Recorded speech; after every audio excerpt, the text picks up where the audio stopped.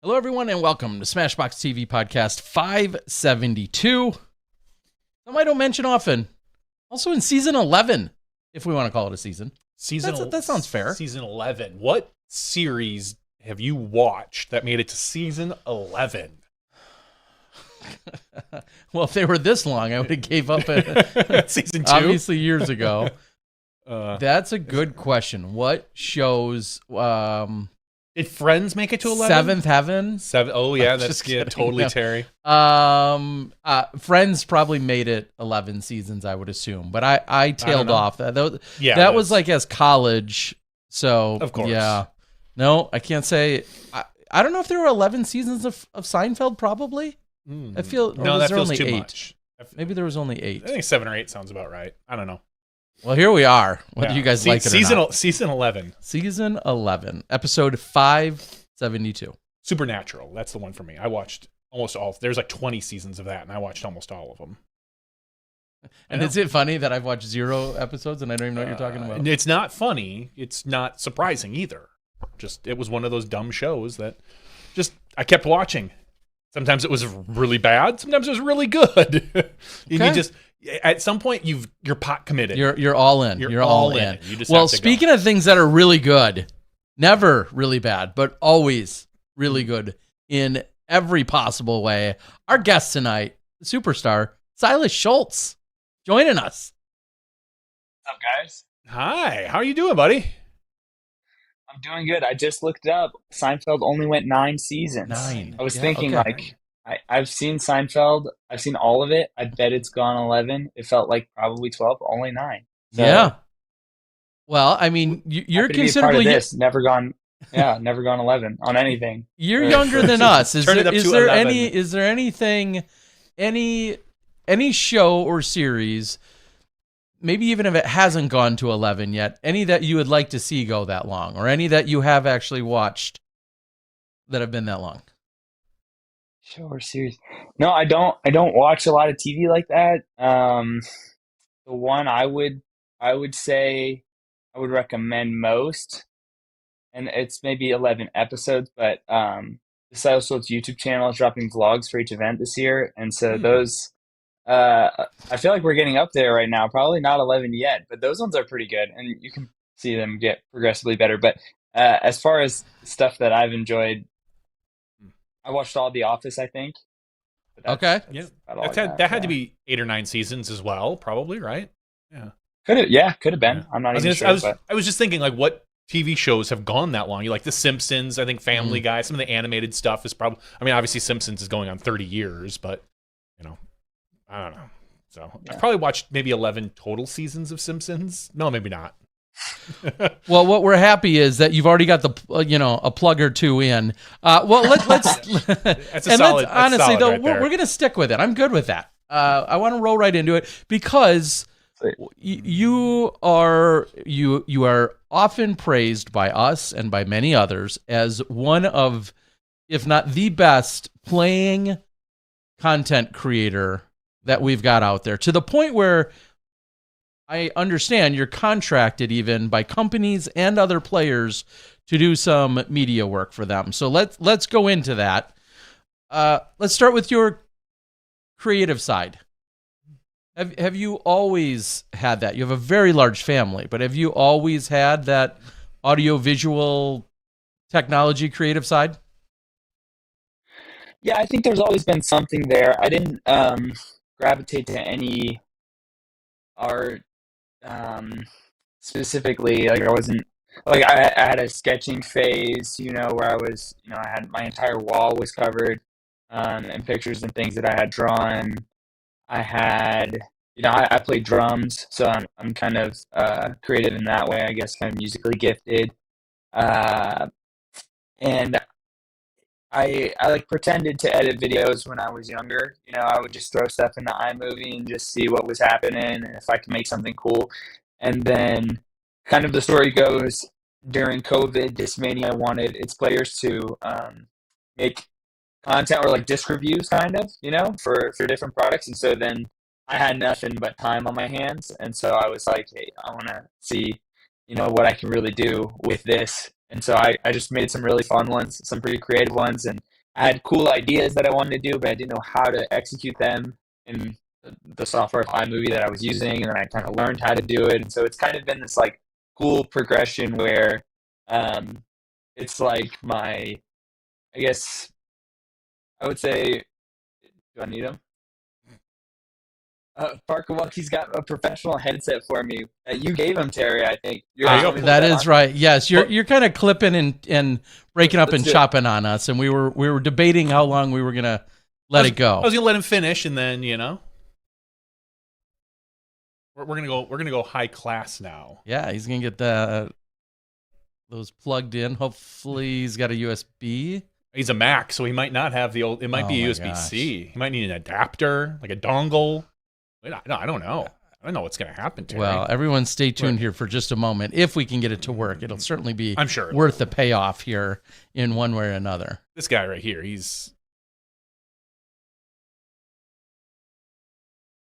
He's staring at us.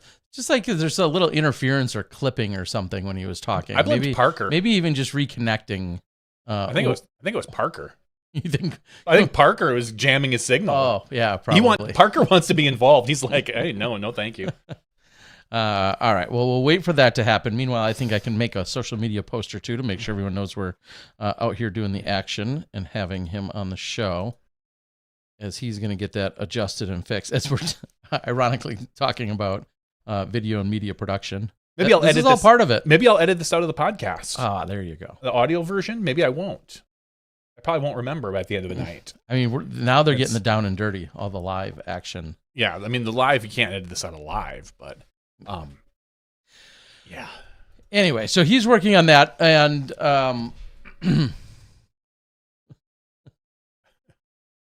think we're pretty close. Just a little bit of stalling, and we'll see. I don't know where the... He'll probably have to refresh his browser if he added... Oh yeah, switching headset. Yeah, so you could just hit the reconnect. Yeah, you might have to hit refresh F5. Kids even know what F5 is these days? Does a Mac even have an F key? I don't know. The function. 1 second, if everyone could hold on. He sounded fine at first, and then it just started getting a little clippy, and not like MS Office clippy. Like the guy who jumped into your screen and kind of talked about this is how you mean, that's where AI really started and took over. It was clippy. It was clippy, yeah. Just telling me how to bold things. Here's where your italics is. If you're not did Google ever have a version of clippy? I think everybody's had some sort of... I know there's like Gemini Assistant or something. Well, no, but I mean, but way back in the day, was there ever... I don't think so. Oh. I don't think they ever had... A missed branding opportunity for sure. Anthropomorphized piece of office equipment. All right. We are not... We are seeing him, but we're not quite hearing him. Oh, there he is. No? Yeah, now we can. Yeah. You're good Is now. that clear? Yeah, it's great. Crystal clear. Great. Crystal clear. Okay. Awesome. Crystal clear. All right, we're ready to go. Hey, here's what we're going to do, because Johnny's going to do it anyway. All right.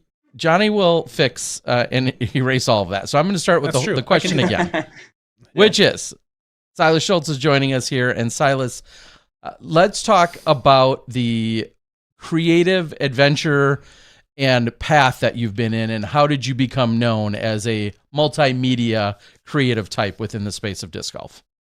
Right. Yeah. So, like I was saying earlier, like started in COVID. I dabbled in different kinds of like art. Like I was always creative in some type of sense. And then Discmania kind of commissioned us or challenged us to make disc review videos during COVID. And at that point, I just like, I had one where I was like, the essence is good everywhere. And so I took a frame of me throwing like in the middle of the street and like in a park and like maybe in my house or something. And I like clipped them all together to make it, and it was like, it's probably bad if you were able to dig through my Instagram and find it again. But it was like just me trying to figure out how things worked and like how to make stuff. And then I went through the phase of like trying to figure out how to make stuff that people want, like how to work Instagram. Like if I liked this video and no one else did. You know what I mean? And then it's like, oh, this was lame to me, and everyone liked it. And then finding the balance there, and then eventually, it was actually later that, or at the end of 2020, actually January 1st of 2021, I was playing basketball and I destroyed my ankle. Like not broken, but like a severe sprain. And I couldn't walk for, I think, 2 weeks. And I was, like just basically laid up in bed all the time, not doing anything. And I watched almost all of Casey Neistat's vlogs. And that like just got me so excited to make stuff. And so after that, like for a year kind of dabbling in it, I spent some time making coverage like in iMovie for my local league. So I got like kind of a good understanding of just how most things work. And then like just watching a bunch of Casey Neistat got me excited to make some stuff. So then from there, it was just something I always did. And then now I just do a lot more of, but it's kind of this fun thing that's similar to disc golf in the sense that like I'm never as good as I want to be at it. You know what I mean? Like I'm always learning how to get better. I'm always learning, and kind of what we saw earlier, I don't know what I'm doing. Like I don't really know how my camera works. I don't know totally what my software is capable of. I'm just trying to like figure out the best way of telling stories. And so yeah, it's something I really, really enjoy, and it's like a fun kind of marriage between disc golf and being creative that making videos and content is for me. So yeah, I enjoy it a lot. So are there any content creators right now that you look at and go, I wouldn't mind, lifting that from how they did this, not necessarily disc golf, but just in general content creators? Yeah, that's an interesting. I mean, Casey is like my number one. He's like, I think there's two people who I'll say like I've never met, I probably will never meet, and who I love like a family member. And Casey Neistat's one of those. Bob Rotella is the other one, who's a golf psychologist and writes golf some is books. not a game of perfect. Yes, I love him, and so he's like my number one. Really, a lot of my feed on Instagram is just different kinds of sports edits and travel edits and stuff like that. So and most of it's not like specific like people who I'll take ideas from or whatever. It's a lot of just like concepts and pieces from videos that I see. And so I just have like a huge folder full of stuff. And so some of my edits it's funny because they'll be very outside the realm of what any disc golfer is doing. And people think I'm like this creative genius. And I just ripped off a basketball edit. I took the colors and some of the transitions and the vibes. And so I'm kind of like just creating these Frankenstein edits of everything that's in my feed that I like.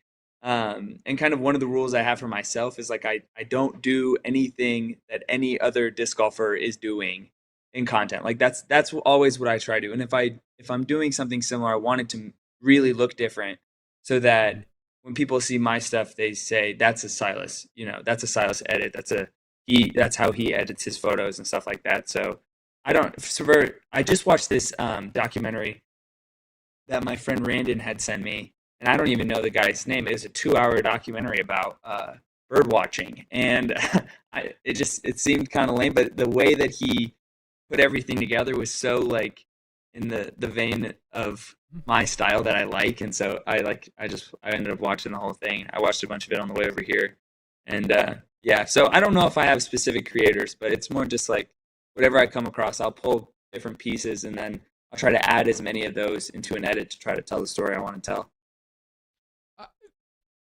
Casey Neistat, very much, obviously the dedication was unmatched.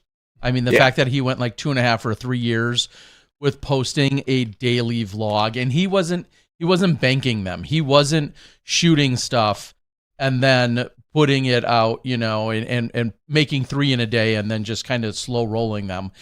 He was shooting it, editing it, and releasing it every single day for multiple years, which honestly just makes sure if you have ever released any disc golf video that's longer than like 4 minutes or any video for that matter that's edited that's longer than 4 minutes, let alone 15 or 18 or 9 or 20 or whatever, and then to know you're doing that for 1,000 consecutive days or whatever it was that he did is insane. And such a unique style. How have you gotten comfortable with the idea of filming anything in public that's off of a disc golf course? Because like around the practice basket where I hung out with you and talked a little, and among all your friends at the disc golf course, that's your natural setting, and there's not going to be any judgment there.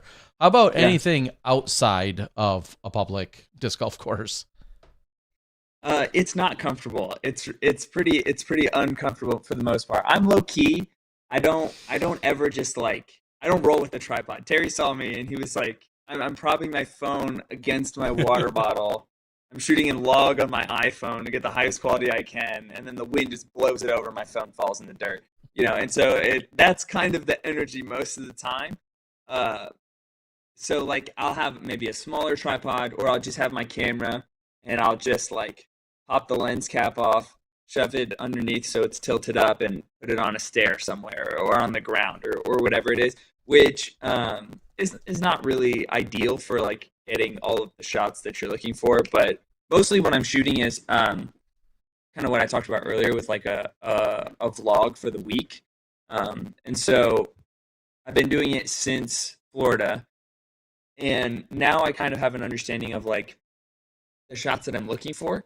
And so there's kind of just the editor in me screaming, just put it there and walk over there and just suck it up. You know what I mean? It makes once you understand how much better being uncomfortable makes the video, you know what I mean? This is what you're trying to portray. And so just go, and if it looks, it's not going to work unless you just do it, So that's kind of the part that you kind of have to get over it.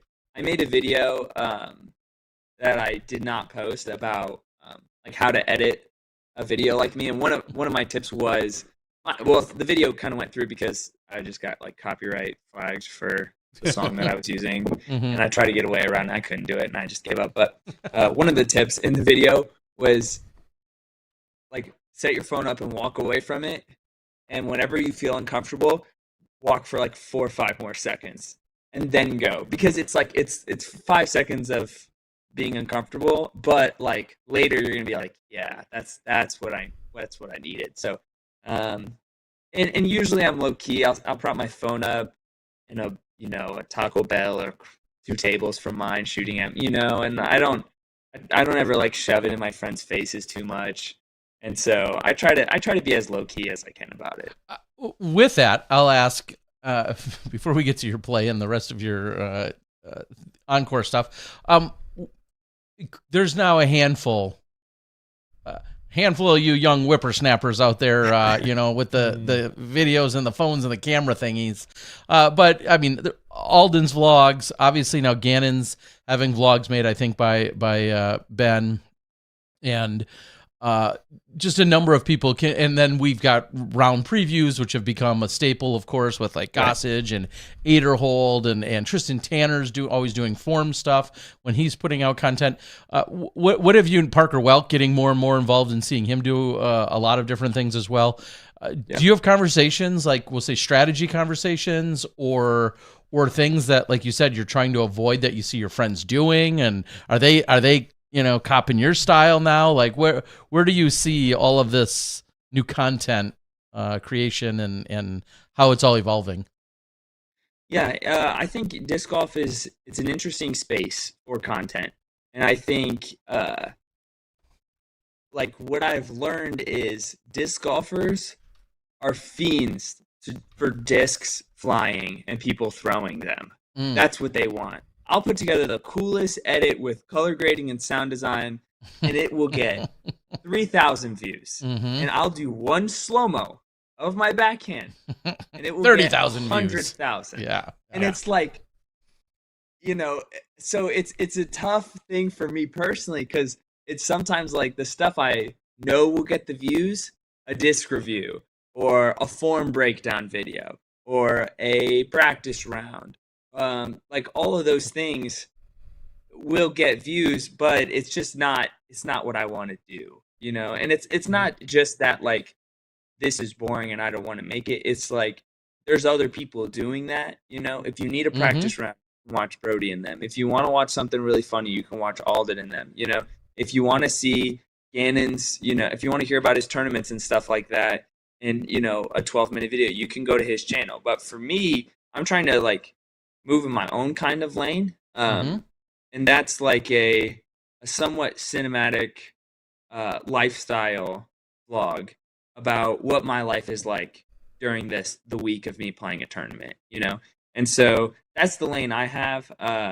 That's more similar to some creators who are not on tour, like Broderick. He's honestly one of my favorite. That's actually my answer from the question earlier of who I draw inspiration from.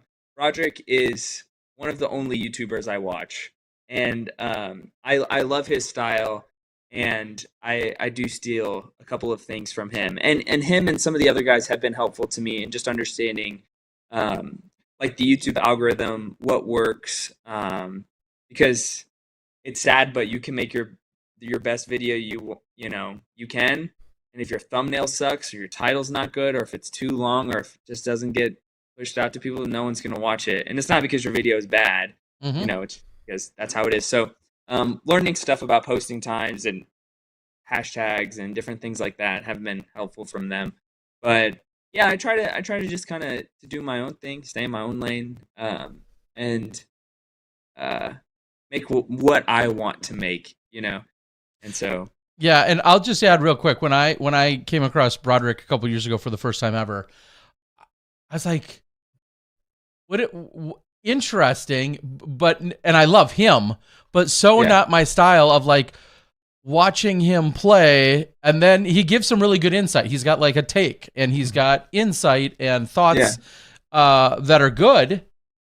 But then like, I don't really care about watching him play this random course and throwing 2 shots per hole. Like it does nothing for me. And to be fair, I watch basically zero YouTube content of disc golf of anyone really, which is no slight on anyone. Obviously, it's just a matter of finding like people have obviously gravitated to it, and he's doing very, very well, and he makes great content. It's just it's interesting how the way it jumps out and it speaks to some people and not to others. And then the way that the disc golf community has gotten to know Alden and Gannon, all of those guys, basically a lot of off-course silly antics that are, you know, silly, I'll use in air quotes, that are taking place at Airbnbs, right? Like, and then you see like some of the skits, or Outback Steakhouses or Texas Roadhouses. Or some of the skits, which have, you know, when I've been pointed to some of those are some of my favorites. Like Isaac Robinson's related skits seem to be the funniest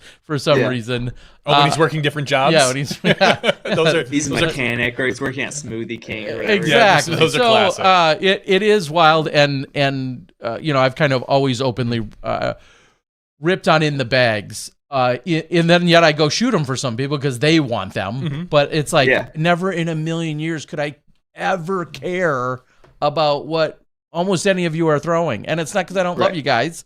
I just don't give a crap about what's in your bag. Because you can't throw it like they do. Because I can't throw it like you. Yeah. And it's not a rip. It's just. And what you're doing is, you throwing a 600-foot shot is not going to entice me to go buy any one of those specific Frisbees because I don't throw anything like you.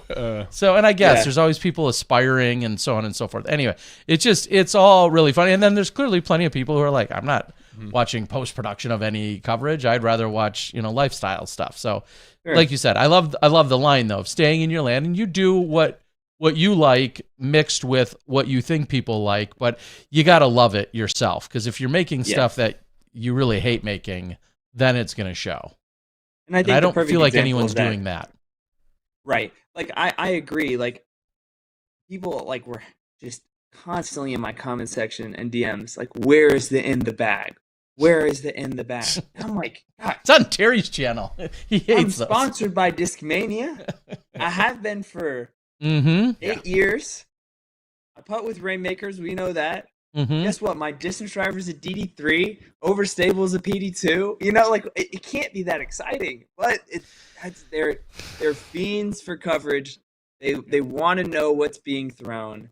And so then when I filmed my In the Bag this year at Des Moines with Discmania, I was like, they needed someone to edit. I said, please let me edit it. And so I made it different than all other In the Bags. It was like watching an old TV show. Like it was a very different. Now I want to go watch it because yours is probably at least entertaining. It's like it's relaxing. I'll say that it's very relaxing In the Bag. Okay. Yeah, it's an interesting. Like the one thing about Broderick is like it is so unappealing to some and so appealing to others, because some people watch other people play video games and that's all they want to do. You know, and with Broderick, it's like you're playing a round of disc golf with him on when you watch his videos. And some people, that's all they want to do, and they build this bond with Broderick because they feel like they've played 100 rounds with him, you know? And so it's cool. And he's got some really creative ways of documenting disc golf that I enjoy. Yeah. No, I loved it when you guys teamed up at the Creator Challenge. I love that there are so many different ways to go about it. And I think we're going to continue to see people find either what works for them and or if they enjoy it. Do you feel like every golfer, if they're not making a vlog, should they have someone who is for them or making videos? Do you, if it's not your thing, and whether you're just not creatively there or you're not skilled enough that you want to learn even how to edit, should every one of our players be paying somebody to make videos for them? I don't think everyone should be. I think some people should be. I think it's been really cool to see Simon invest in getting Dustin to shoot and produce his vlogs. I know he didn't receive kind of the numbers that he thought he would going into the year with this, because I mean he's making really high quality stuff, you know, and it's really interesting stuff. So I think that's like something that if Paul was to do, people would watch it because he's Paul McBeth. They'll watch him do literally anything. And so like if this is Pablo's favorite book that Paul's reading them, you know what I mean? Like some quick stuff like that. Like Paul could do that, but I will say, as someone who shoots and edits his own stuff, it is so time consuming. It is so difficult. That was one of the questions, is how long does a video take for you to edit? Oh yeah, so long. So long. Like I wake up early, I go to coffee shops and I lock in for hours. Yeah. I was doing that before I got on here. I was adding text and titles to my last vlog to go all the way throughout. It'll be coming out in the next couple of days. But yeah, it takes me a long time to import all of the stuff. It takes me a long time to make the full cut of everything. And then I go through and I trim it down. And then I have to find music that I want to use, and then that takes a long time. And then I have to add colors to everything, and then I add titles to everything. And then I go through and I watch it, and I think, where is somebody going to click off of this, and it's not going to be entertaining for them anymore? And how can we try to like keep the story, but also keep that person? So then I go through and I just chop, and I just cut a bunch of stuff, and I try to get it down as short as I can with keeping the same sort of meat and potatoes of the edit. And so it takes me a week sometimes to edit a full vlog. For some Instagram stuff, it will take, you know, a few days. And that means, you know, I'm probably working on it 3 hours at a time or maybe more. So it takes a long time. Yeah. It takes, and for me, like I have a standard of excellence that I want to produce, and also I'm like an insecure editor, especially on YouTube, and so it's that like I have to put all this extra little work into it so that they see that and they stick around for longer. You know what I mean? Because I don't feel like I've gained enough to keep them. You know, I'm not entitled to any views, and so I have to earn that. And so I'm putting in a lot of extra legwork to try to earn that stuff too. So it's always been like quality over quantity for me. But this year, trying to make a vlog for each tournament, it's kind of almost got to be both. So it takes me a long time. Do you find yourself leaning or gravitating to short form versus long form, where it's like, hey, I know I'm going to get, or I think I'm going to get, 100,000 hits or views if I put this out on a, Instagram or TikTok or wherever, YouTube Shorts, versus my 8-minute video that might only get 5,000 views. Does that like creep into your mind as to if one's more valuable or prioritized? Yeah, 100%. I think before this year, I didn't like YouTube at all. I was scared of YouTube. It's a frustrating thing when I make like a bunch of Instagram edits that get a bunch of views, and then I go to YouTube and I put the same amount of effort into something and it gets 2,000 views. I'm like, how is that possible? Like, and I'm like pushing it on Instagram, like, Reds, please watch my video, and it's no one's watching it, and so then it's frustrating. But I will say that the long form content is more fulfilling. It's for me to look back on and see like what my life was like at the beginning of the year, what my mindset was for my rounds back then, how I dealt with a tough finish, or how I was handling myself during a good finish, or those kind of things. To have like a full complete story of what my week was like for each event is a cool thing for me, because on tour it is like it's a new week every week, and it's like a time for almost a whole new start, and there's like this excitement in the air that I talk about sometimes with my friends of like round one of a pro tour, because there's some guys who have this look on their face like today could be the day, and this could be the week, because if you win, your life's a little different afterwards. You know what I mean? Like your contract's a little different next year. You know what I mean? And so I like the capturing of those moments and of those weeks. And on Instagram, it's a little fleeting where you post something, and I put the same effort into my Instagram videos too. Like I would put hours and hours and hours into an edit, and it would do well, and it would disappear, and no one would ever see it. And then I get more followers, and they didn't even see this, really cool thing that I put a lot of work into. But with these vlogs, it's kind of a little more fulfilling because they're slowly ticking up views, even though they were a while ago. And if someone finds the one from Idlewild that I'm about to drop, and they say, hey, this is really cool, like, I want to go see if he has any more. And then they go back and they see I've got, all the way back to Florida, and they can go and watch those, and you get like a cool perspective of what my life is actually like. So I feel like the long form is fulfilling.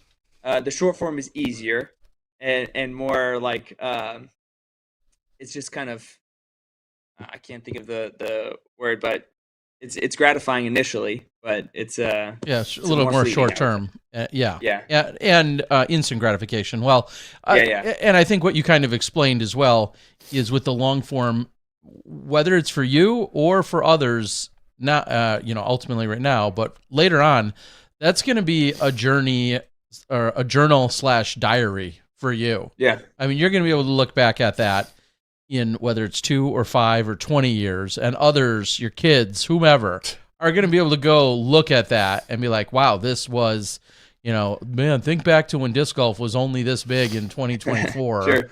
or 2025, and look what those videos were like compared to, what they're seeing in present day. So that's also very cool that it's going to be this timeline and journey, or journaling, I should say, that you have. So, all right, well, let's, because we could talk media stuff for hours upon hours, and I'm sure others have questions that we can maybe circle back to. But let's talk about some of the play that we've been seeing from you, and what it looks like as we're starting to close out the 2025 season. And before we even talk about what's ahead, what assessment do you give yourself for where we're at this point? It's early September.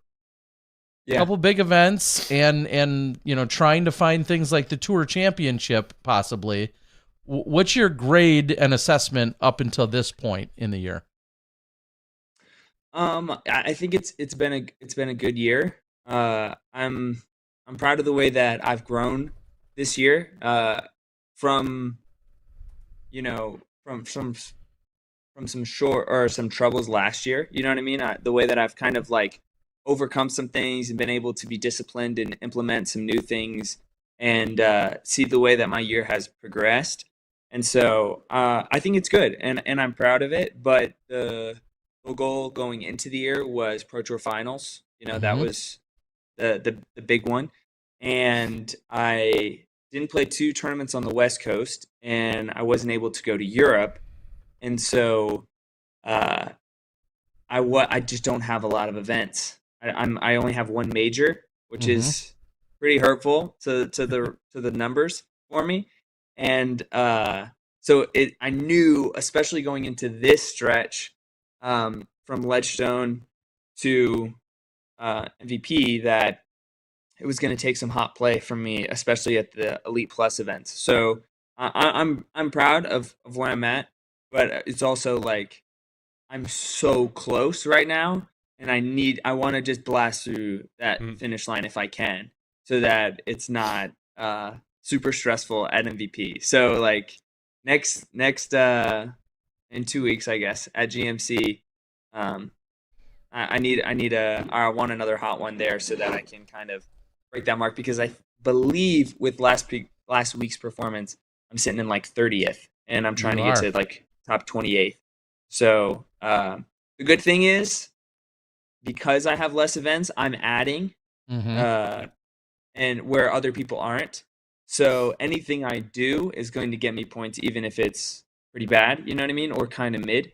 So the hot performances are extra hot and jumping me up extra spots. So GMC is a place that I love playing, and hopefully I can perform well at there again. But also, there's always the chance of sneaking in at MVP, being one of the top 4 players who aren't in that 28. So worst comes to worst, I guess I have to, jump in there, which is fine with me. You know what I mean? However, I would love to just win GMC and then not have to worry about any of this. You know what I mean? It's like take the shortcut. Exactly. Get back to editing. I'm feeling good, but I have some more work to do, I'd say. Well, also, as of today, and this was a big conversation point for some more than others, but as of today, you also head to the highest rating of your career. Oh, yeah, that is true. Of 1031, jumping up 9 points, but one of the biggest jumpers into the 1031 club. Yeah, I guess 1030 plus. I don't know if there's a 1031 club. I'm sure there's a 1031 club. It's probably just a lot smaller, Terry. It's more elite. Yeah, it's 3 or 4 guys. Yes, I mean, it's very tough to just hit 1031. A very special set of skills. Yeah, a lot of people at 1030, but 1031. Yeah, cream. I mean that does sound like a good name for like a club though too, like the 1031 club. The 1031 club. Anyway, so you're in it. You're there. I mean, I will tongue in cheek ask, what does 1031 mean to you? What is that number mean to you? I don't know. I was absolutely shocked when I saw that this morning, though. I will say that. I woke up and one of my friends in my group text was like, insane jump from Silas. No more picking him for skip ace. And I was low key. I was upset at the beginning because I would pride myself on the best skip ace pick money. Yeah, I mean you're always a great buy. A value proposition. You like that title? I loved being 10 or 1020 too. I was 1020. I had 100 rounds in my rating, and so I couldn't move it for anything. I felt like I was playing good. I was averaging 1030. It did not matter because I had so many rounds, and it was just like I just accepted it. I was like, I'm owning it. This is awesome. Like I'm gonna be your main pick. I had all my friends back home in the Louisiana league. All of them picked me every week, so no one was actually doing better than anyone else because of me, because I was in all of the picks. Now you find out who your true friends are. Yeah, now we'll see who really believes in me. That's you believe right. in me more than you do Joey Buckets. Like I don't know. Hard to say. So I was shocked. I kind of did a little bit of research. I don't want to do too much because I feel like maybe this isn't even real. Maybe they threw me a couple of numbers and they have to take them back because it just seems so insane. But I added some really hot rounds from CCR and a couple other events, and so I dropped some 960s and some 950s that were in my rating at the time. So it like extra boosted me because of my standard deviation or whatever. And then on top of that, I just been playing good, and I think I'm at 89 rounds instead of 100, so it's a little bit better, but still a lot. Like I was shocked. What does it mean to me? I think it's cool. I think my highest before this was 1027, and that was a few years ago. And I think like what I've learned since then is I think I've been better than I was at 1027 for a while now. But that's people just don't. That's not. You can't tell. Like it doesn't make sense. And I kind of liked being the low rated guy who performs well. Now I have higher expectations from people. Maybe I don't really care about it either way that much. I think it's cool. I'm honestly, if anything, a little bit sad for my boys in the Skip Ace League. But it's cool. They're happy for you, cool. I'm sure. Yeah. Let's back up for just a moment on the CCR victory leading into ultimately playing at the DGlo this last weekend. CCR has really positioned itself very strategically, of course, to be a large-scale A tier and Q series, Silver Series some years, right? Like they've had all those different numbers or distinctions or whatever throughout the years, and you went and played there just before DGlo. Tough to come by any wins, really, on any event at any level at all these days. So, what was it like having such a good performance there? It was really special. It was really special. I won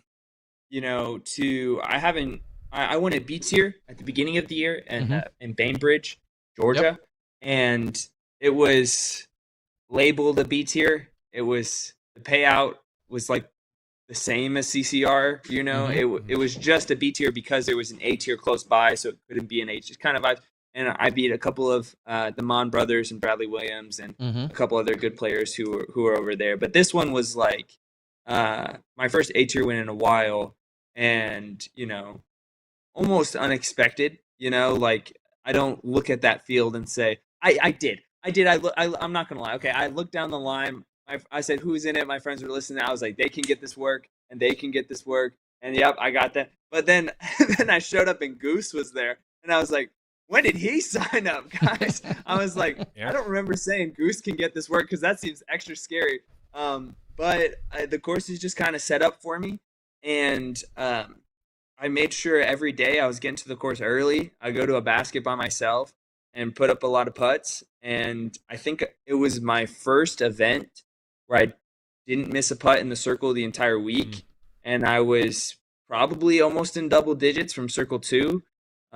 So that plus people kind of probably see me as a power thrower, but I love throwing my mids, my MD5, my drop, and my FDs. Those are almost, I will say, probably what I'm most comfortable with. And so putting me on a shorter course, and then also the shorter course is second round, and then also kind of a shorter layout as opposed to what we play on tour where I get to throw those discs a lot, is a place that I'm very comfortable. So as well as some also big distance driver shots. So I think it just set up for me well.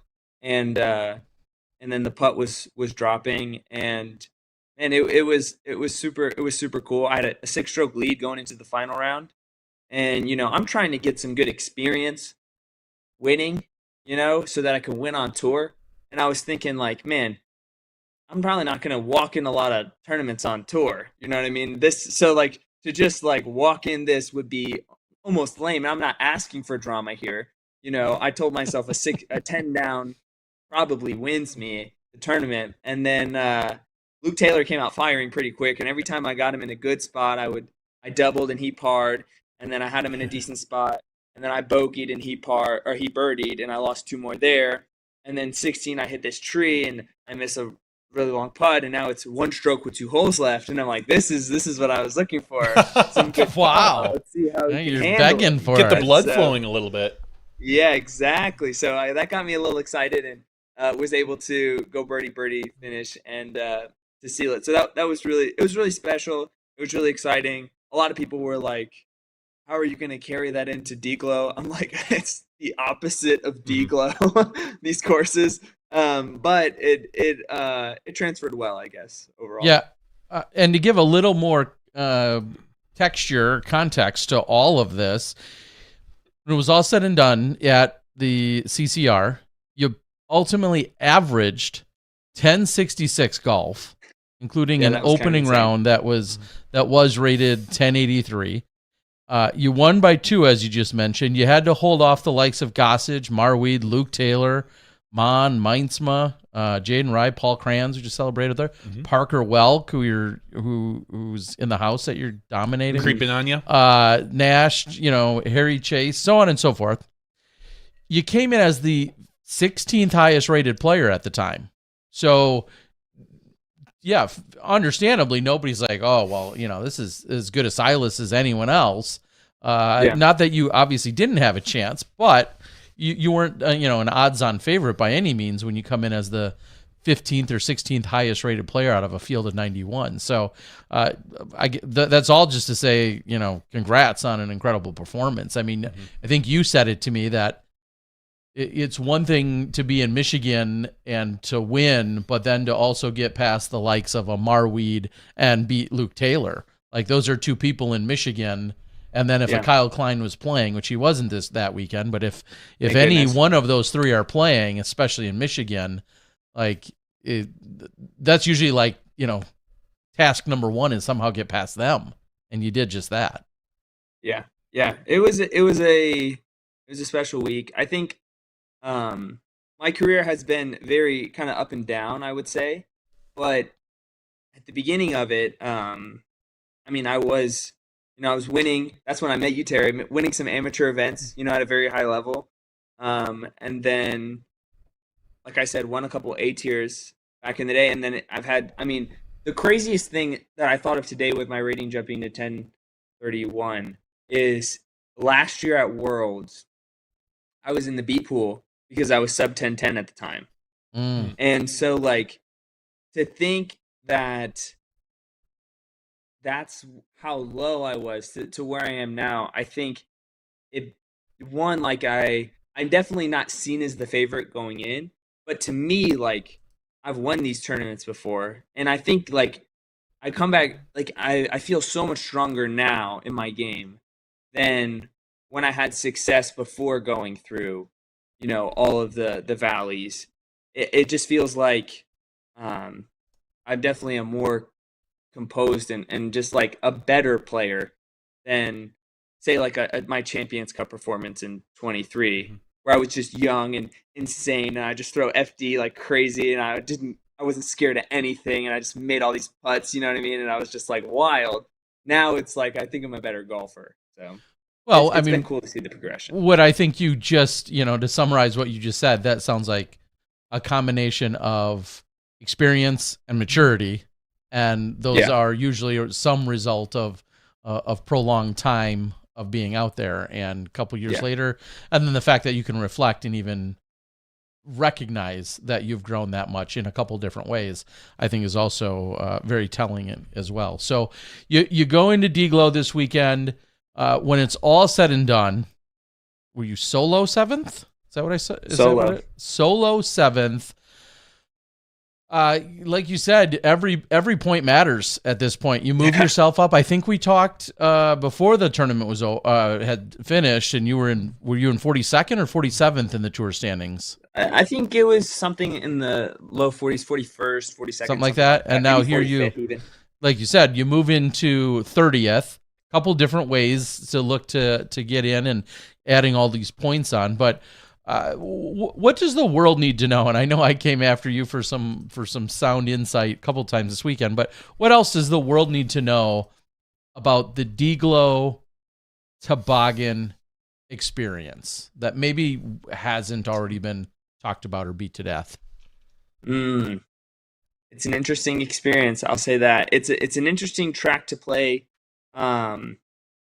Mentally, it's almost reversed. It feels like the way that you go into it. A lot of times, you play these really tough courses, like a Northwoods Black or something like that, or wherever, and it's like you want to ease into this round. You know what I mean? And it almost feels that way at DGlo. Like hole one, you're probably not going to birdie. You want to just kind of slow roll into this round. And then once you start to get hot, pick up steam, start grabbing some birdies midsection, back nine. And that's completely flipped on its head at DGlo. And you better start hot. If you miss, like I missed hole two, rounds 3 and 4, and I was like, what am I doing? Like I need every birdie I can get. And that beginning stretch is so important of 3, 4, 5, 6, 7, 8, not so much, 9, not so much, 10, you better just try to get your par. You know what I mean? And then you start getting to these kind of bonus birdies on the back nine. So the flow of the course is start hot and stay alive. But if you don't start hot, you have to pick up on the back nine, which is a difficult task. When I played with Gannon round 2, it was pretty frustrating because I could see it all coming before the round even started. Had him by 1 or 2 or whatever through 5 or something. And then we kind of get to the back nine and I mess up, maybe caught a bogey somewhere or something. And he just starts birdieing all the holes on the back nine that seems so impossible to birdie. And I'm not birdieing them. I par 8 holes in a row. And all of a sudden, he's 9 under and I'm 3 under and the round is over. You know, and it's like, how does this happen? So I think that's a big reason why I think Gannon was able to gain ground is he is such a resilient player and he has the ability to manifest birdies mostly on back nines whenever he needs them. You know what I mean? And so that is such an advantage at DGlo on the back nine, which is scoreable, but is not where you want to be getting all your work done. So I think that's kind of that was an interesting takeaway I had for a player like myself. I'm looking for like a bogey-free 5 under out there, and if I do that every round, I get 7th. And so I'm pretty sure I did something. Maybe no, not quite 7th. I think I did maybe 2 strokes better than that or something like that. But that's about what I need to get me up in that top 10. Obviously, I'm shooting for I would love to get a 10. I would love to get a 9 and make myself in that conversation.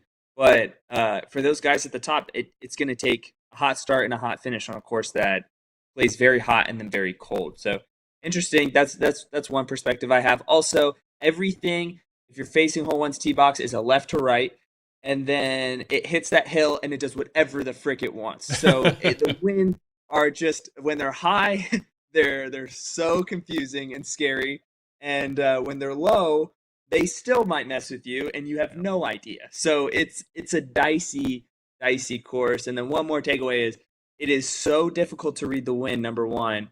And it's more difficult to read the wind when you're throwing a disc down a toboggan slope because your disc is gaining speed, which is changing the stability of it, and then also being affected by wind that you can't feel. So it's like a skill that you will use nowhere else to try to figure out what your disc is going to do in reaction to the winds down there. So it was interesting, and it's like it's kind of random a little bit, but it definitely favors a guy who can throw real far and overstable stuff. And so those are my DGlo takeaways. Even though it's should be one of the easiest holes on the course, I think of hole number 3 and just how that encapsulates so much of what you just said, because you start out at the top, you're throwing downhill, but the first 150 to 200 feet are in theory like in a tunnel. I mean, you've got trees flanking both left and right of you, and then all of a sudden just the left side opens wide, it becomes wide open. And that's actually where it parallels with hole 14's fairway. But it just opens up. The right side stays treed and wooded and blocking wind. or doing whatever it's doing, and then the right side just opens wide open. But like you said, you're throwing down that hill, and so where the disc is, of course, a ton of. You think of a place like maybe a Beaver State course out at Milo. You think of these like big trees lining fairways, and also out at the Northwest Championships, but the elevation isn't nearly as much present.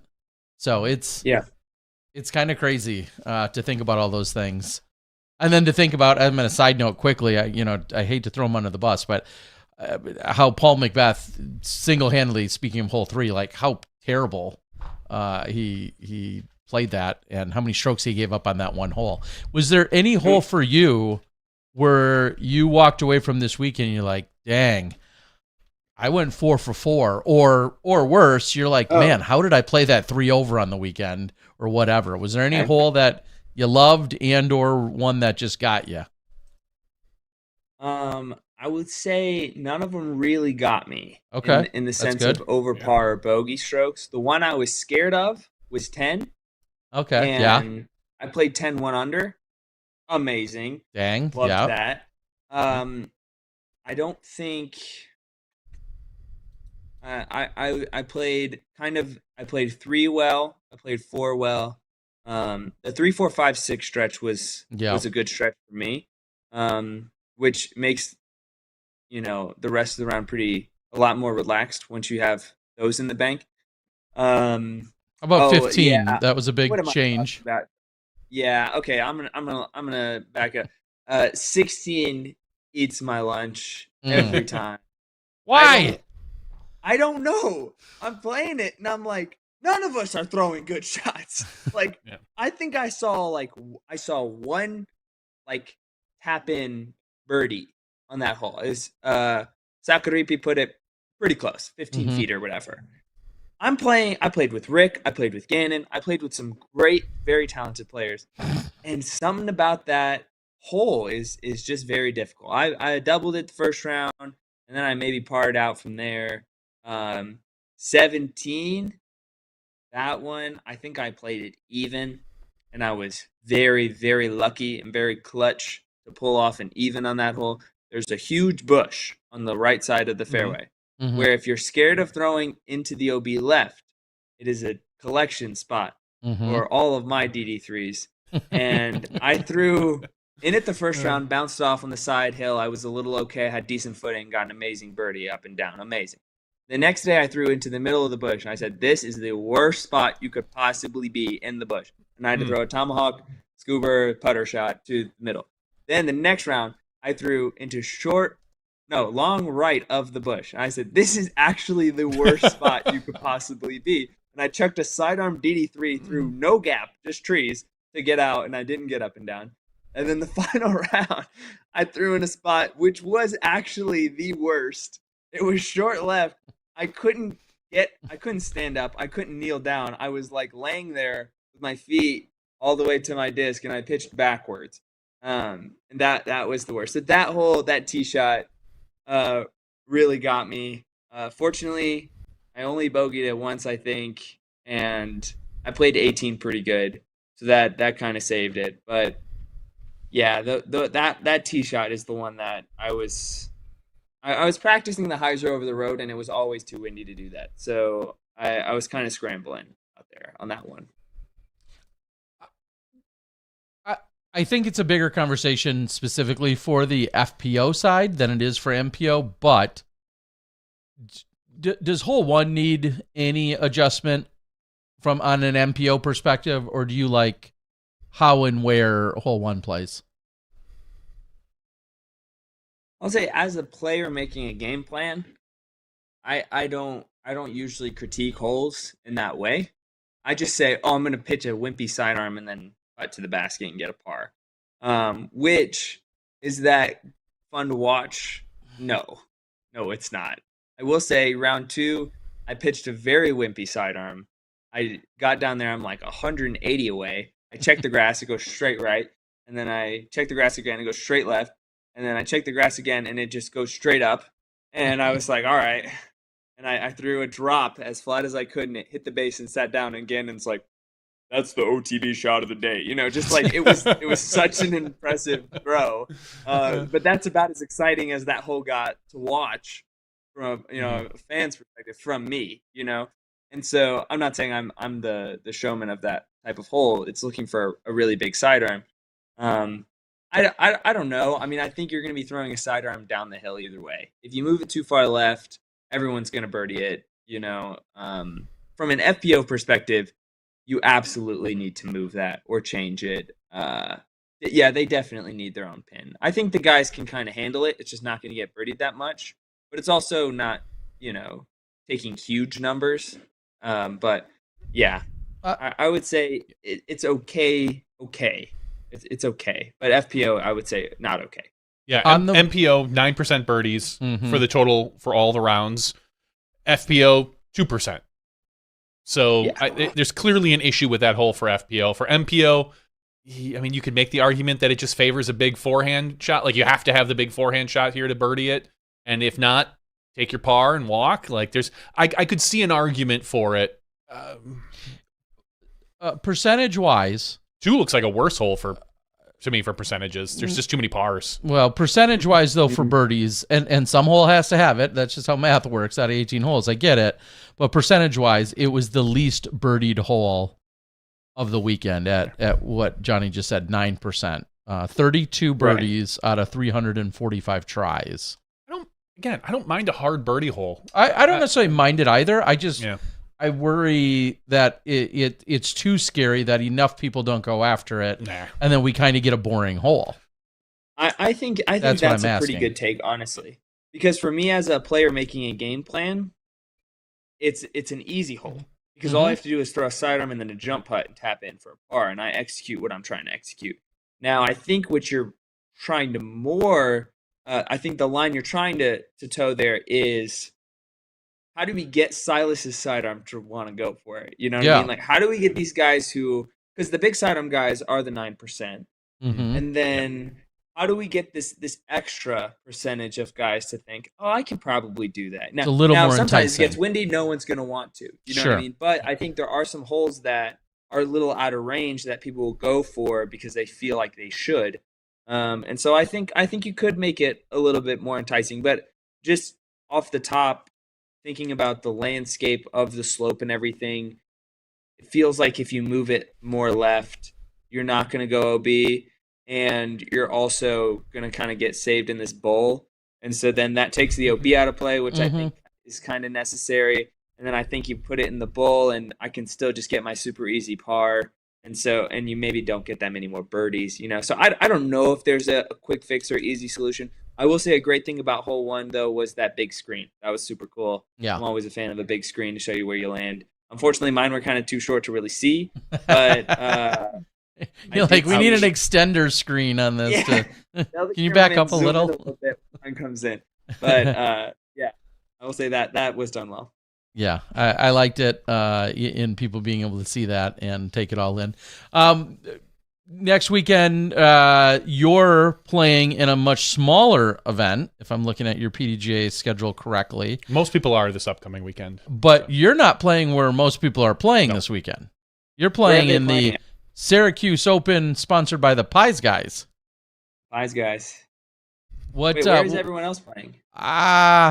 Failure Lake. I feel like there's a lot of people over there, right, in Pennsylvania, and a go throw event. And some people are up in Canada. I was going to say, this is usually the weekend for Canadian Nationals or something. Yeah, some kind of Canadian event.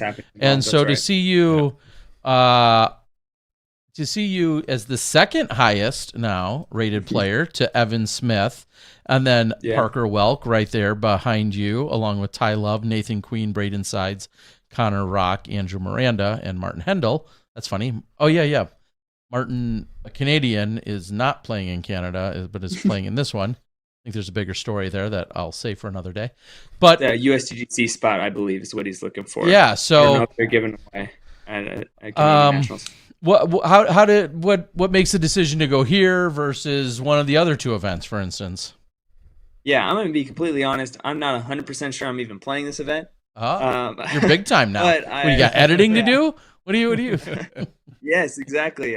honestly, I finished. I learned a sidearm at CCR. Mm-hmm. I just threw my other sidearm in the trash, and I said I'm gonna learn how to throw a real sidearm, and it worked pretty well actually. I got a sidearm birdie round 2 of CCR. I got up and down and birdied 18 and parred 18 after going to be long last week with it, so it's been pretty good. But I did have immense shoulder pain before the rounds. One of the practice days, and then I learned you're supposed to stretch before you throw sidearms. And so once I started doing that, it was kind of okay. So I was thinking I would take a rest week, and then now I'm kind of healthy.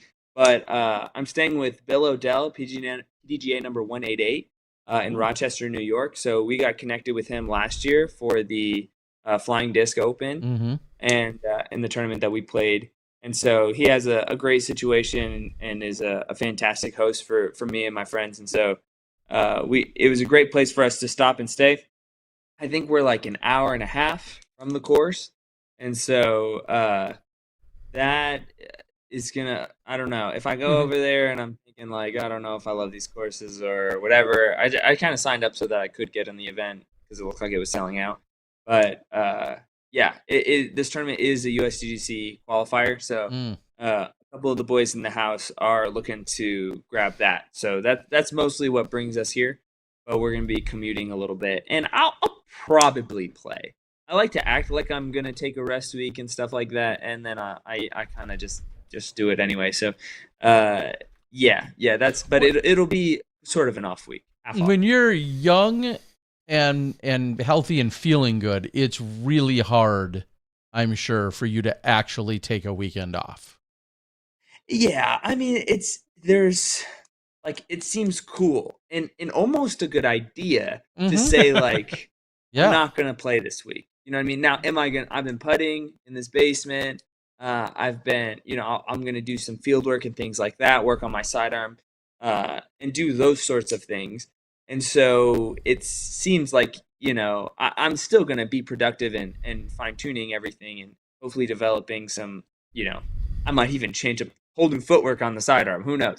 But yeah, it's like, the Bible says you don't work, you don't eat, you know what I mean? And so like, it is my job to play disc golf, you know what I mean?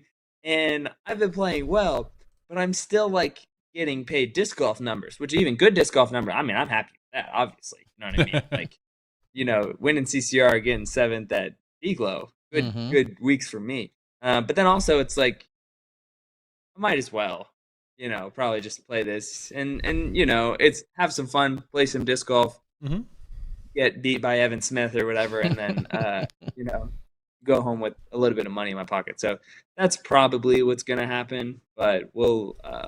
Yeah, I guess we'll see. These other guys though, playing for USDGC spot, it's kind of a big week. And you've already secured USDGC, right? That's all locked and loaded. I assumed as much. Yeah. Looking at one of the pieces of the news a few weeks ago was the schedule for 2026. Obviously, one of those new events is closer to you than most. Yeah. Whether it's the Big Easy or anything else on the schedule, what were some of your initial takeaways, and did you have any idea that was going to get added? Yeah. I mean, the Big Easy is definitely my biggest takeaway. Did I know? I kind of knew. Now, was I convinced? Not until that graphic. Not until I saw the graphic. You know what I mean? Okay. I know Nathan Farber, who's working in collaboration with the Pro Tour and the parish, and who's hands on and all of that stuff. But it seemed a little too good to be true, and I hadn't heard anything super concrete. And I thought it would happen, but I wasn't sure it would happen next year. So it is very exciting for me, coming from Louisiana where we had Southern National tournaments. We didn't have PDGA tournaments. My PDGA number should be much lower than it is in relation to the amount of time I've been playing, but it was like you would be looked down on if you had a PDGA number where I was from. Like, what are you doing with that? You're paying for nothing. You know what I mean? Like, we had one tournament that was dual sanctioned. Like, we didn't have PDGA events. And so to think, growing up in that environment, that now we have an elite disc golf pro tour stop like an hour and 40 from my house is super, super cool, super exciting. And I'm excited for everyone. Unfortunately, I did play a tournament, the Pot of Gold, down there earlier this year, and we saw like a 5-foot rattlesnake, the biggest snake I had seen in a long time. It was taken care of, but I showed that video to a lot of people, and they said, especially the European players, said, we're never going there. I said, well, you might actually be coming here. You know what I mean? And then they're like, no way. And so then I was showing Yona and Rasmus the video of the snake and the alligators on 18 and stuff, and they were like, oh my, are they going to get rid of those? And I was like, I don't know if you can really get rid of all of them. Just, yeah, I will say it is the coolest property that you may ever experience disc golf on. The city. Such a bold statement. Hear me out, okay? The city spent millions of dollars to drain a swamp. So there's drains and irrigation that moved all the water out. Then they brought in a bunch of dirt and sand and grass, and you are playing in what was and what you can very easily see being a swamp. And so like these massive cypress trees with exposed roots up to 3 or 4 feet are just lining these lush grass fairways, and you're surrounded by, Spanish moss and little armadillos running around, and you're seeing these huge birds of prey, and you see snakes every 2 seconds. And it's just such a cool atmosphere for the sport that I think people literally have never experienced before and probably won't experience much anywhere else aside from Florida, but it's still even very different from this more swampy Florida courses because of the fact that it literally was a swamp. So like the land is different, and the whole, it's all very, very beautiful. And it's probably what people think disc golf is like in Louisiana, or just what Louisiana is like in general. And it's not. It's the only one. But the property is unbelievable, and I'm excited to see the upgrades and the changes that they do to it to make it a Pro Tour course. Well, I think it's funny because there's not a lot of courses on tour, I feel like, that you really could point to a specific spot. I think a lot of our courses, they could be in any city, other than maybe the Pacific Northwest, just because of the unique trees. But you could take Idlewild and put that in 10 other states, and no one would have any clue. Like a lot of our wooded courses, Ledgestone, that could be in 50 different states, or 51. Let's do 51 different states, Terry. And the Gulf of America. And you just wouldn't know where it is. There's not a lot of really, truly unique, distinguishable places on tour, other than I feel like the Pacific Northwest right now. And obviously, if we're going to get that down in Louisiana, where you look at that and you go, this is Louisiana. Like there's no doubting it. Even Olympus, I feel like there's the trees there, but you could probably put that in Georgia. You could put that in, there's a few places where you're like, this could be somewhere. It could be else. Arkansas. Could be Arkansas. Yeah. But if this is truly a unique experience, like you say, I'm really excited to see it. Yeah, I would throw GMC probably in that unique spot, and maybe not. Maybe it could be other places but Vermont. But I would say it's very kind of maybe not unique, but very original to that area. But I hope that it's Louisiana hot for everyone weather-wise. That's kind of what I'm hoping Muggy, for. Sweaty. It's going to be, I hope it's kind of gross, because like people on tour will talk about like, oh, it's so hot, like Ledgestone or like Des Moines was so hot. And like, it was pretty hot, I guess. You know what I mean? But like Louisiana, like very rarely do I sweat through my shorts on tour. It doesn't happen. It'll happen the first hole of a round of disc golf, and I can't wait. Yeah. Just can't wait. It doesn't. I was like, I had to almost change shirts just packing my car, leave for a tour, walking back and forth in and out of the house. Like it gets hot. So I hope that I don't think it will be that because it might be a little too early. But I hope that they get to experience a little bit of that, and maybe I'll have an advantage. We'll see. Let's get Terry on course for that one. Yeah, no, I'm good. I think I'm still going to be trying to sweat it out in like Thailand at that time. Yeah. One way or another, I'm going to be hot and sweaty. You'll be hot and sweaty. Possibly. Well, I was just you kind of already touched on it, but I just want to put it out there so it's crystal clear. The one, if there's any criticism, the one criticism that has been murmured or uttered about that event is, oh, it's in a swamp. It's probably going to flood. It's going to be underwater. You've just completely dispelled all of that, right? Like, does it get somewhat wet during certain times? Is there a chance it's going to be really? I mean, like Harmony Bends, half the time I feel like half the tournaments get canceled there is what it feels like. It doesn't. I'm exaggerating, but is there a chance of it being like legitimately flooded ever, or is it good to go every day of the year? Yeah, I would say that should not be a concern. I don't know exactly the answer to that, but I do know that it was engineered to not flood. I mean, they literally did the opposite of flooding to bring all of the water out. So anti-flooding. Yes. Yeah, anti-flooding, literally. So like you'll see like a drain, like you would see in a parking lot in a fairway, because there's literally water moving out consistently. And there's also a massive canal on the side of that everything kind of flows into. Mm-hmm. And so like it's not that like a lot of rainfall like what happened in Estonia or anything like that, like it's even not muggy because down there it's a lot of sand and not mud, so like it's not going to become like really treacherous there. Now I'm probably jinxing it. We're going to get, 100-year flood. Yeah, 16 inches of rain the night before. And the levees will break again. Like, I hope none of that happens. But I will say, it is in Louisiana. It's probably below sea level, but it's designed to not do that. So I would say that shouldn't be a concern. Yeah, and as I said, I just hear a lot of that because everybody who's never been there feels, like they know everything about it all of a sudden.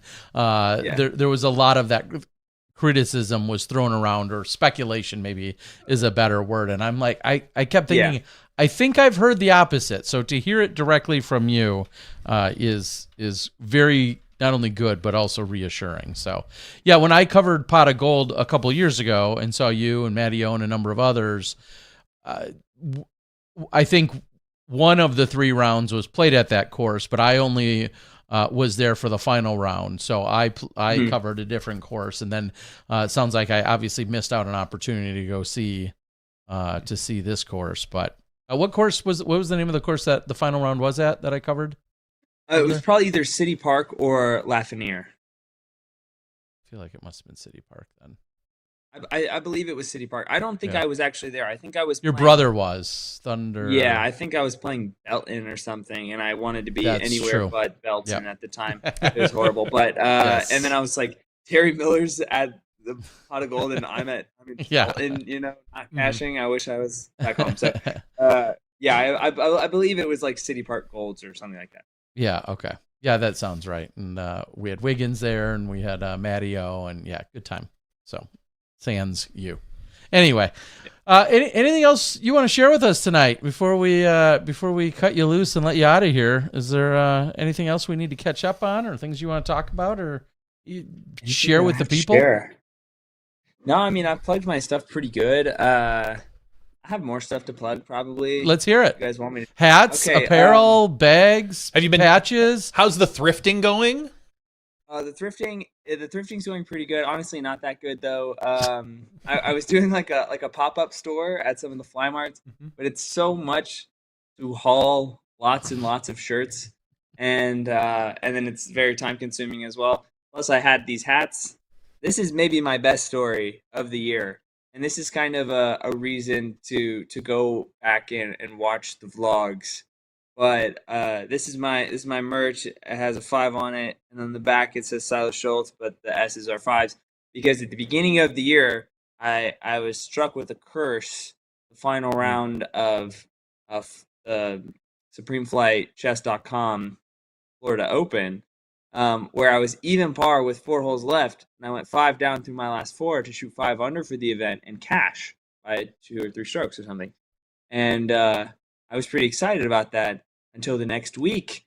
I went to City of Mobile Championships, a little A tier. I shot 5 down the first 2 rounds. That's not a good score. You should not do that. You know what I mean? And I shot something else the third round. Then I go to Waco. I shoot 5 down the first 2 rounds again, and I shoot like a over par. I don't remember what the third round was. And then I get to Austin, and I realize I've shot 5 down like so many times in my last 3 tournaments. I'm just like shooting 5 downs. So I realized that after I've shot 5 under the first round of Austin. So then I go into round 2 thinking, literally, I'm cool with anything except a 5 under. And then I am 8 down going into the last hole, the hole that kind of broke Kristen. I took an 8, boom, 5 under. I hadn't missed a putt the whole round. I skipped off the cage, rolled over the one spot where the mulch is flush with the wall, and went out of bounds, shot 5 under. So then I'm thinking, oh my gosh, this is insane. The next round, I'm thinking, don't shoot 5 under. No problem. I shot like 2 over and barely made the cut. So I'm like, at least the curse is broken. Nope, final round, I shoot 5 under again. And so this has kind of just been this thing where I couldn't stop shooting 5 under.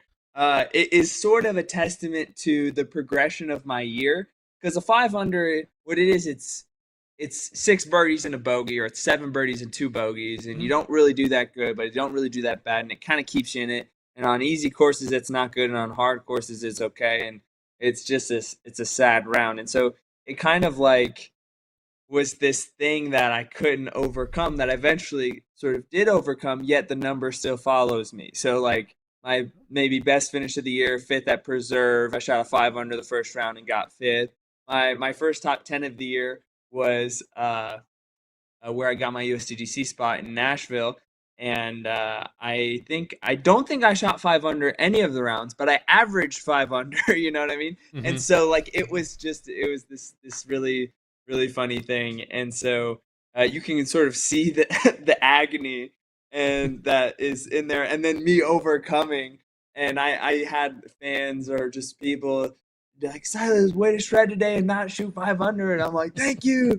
And then I shot 2 down, yeah, but it wasn't a 5. I was literally stoked. I was like, it's not 5. You know, it got really out of hand. I shot a 5 under last week, in case you guys were wondering. So it's following. Yeah, so I can't stop. But so I changed my name to Fiveless. I started putting a 5 S or 5 ILAS, and then we made hats. Unfortunately, people are gonna DM me how to get these hats afterwards. I'm sorry, you can't. You're gonna have to see me in person. I got like 6 blue ones left, and that's it. Maybe we'll do another drop of them. But if you want to support me, you can buy the Silas Schultz Swirly DD1s off of Discmania's website. So those are out there. If you don't want to buy another disc, that's totally fine. But if you subscribe to me on YouTube and follow me on Instagram, share my stuff, and like and comment, those things are very helpful to me and actually making money. You know what I mean? So it may feel like nothing to you, but it actually does help me. If you want to support me and you need a new grip bag, you can use my code Silas10, and that actually really does get me some money too as well. And then if you're doing anything, buying any disc just for any reason, if you go through Yeet Street and use my code there, which that code is all over my Instagram if you need to find it. I believe it's Silas10 or something like that, and that'll get you free shipping, and that also really supports me. So those are all ways that you can help me out. And if you don't want to support me, that's totally fine. I don't blame you. You do you. That's very be careful. He might release a diss track of you. And if you don't support me, if you don't support me, here comes my words. No. Yeah, well, I just posted directly to your DD3 on the chat board. Yep. If anybody wants that action, then also I'll post straight to your Instagram on the chat board. But your Instagram is super easy, as it's just Instagram. Silas Schultz is your Instagram. I believe my handle. YouTube is something also very similar to that. So plenty of ways to get out there. Love it. I had a question, something related to the 5s, and now it's all slipped me when you were explaining those. I don't know. It's probably for the best. Yeah, maybe. I don't know. It was There's an overwhelming amount of 5s that I said and also shot. Yeah, I mean, like you said, sometimes those 5s are great, occasionally, and sometimes those 5-unders can be really frustrating and not what you were looking for. And it's funny and because the funny thing is, go ahead. like a year ago, I would tell my brother Thunder, like, bro, it's crazy. You think you have to shoot hot, you just have to shoot 5 down. I would literally say the number 5 down. If you shot 5 down every round, you'd be doing pretty good. And so at Waco, that's not true. You know, at DGlo, that is kind of true. You know, and you know, in Emporia or in Peoria, that is also kind of a good score. So it varies. Not the preserve. Yeah, not so much the preserve. Yeah. No, preserve. Well, I shot one the first round and it was real windy. It wasn't actually that bad. You know what I mean? So it's, yeah, it works. Yeah, and it's funny because I was just thinking back to when you were talking about, you know, what you were looking at going into the to DGlo. You said, oh, if I shoot, you know, 5 under a round. So even I think subconsciously you're always now referencing it.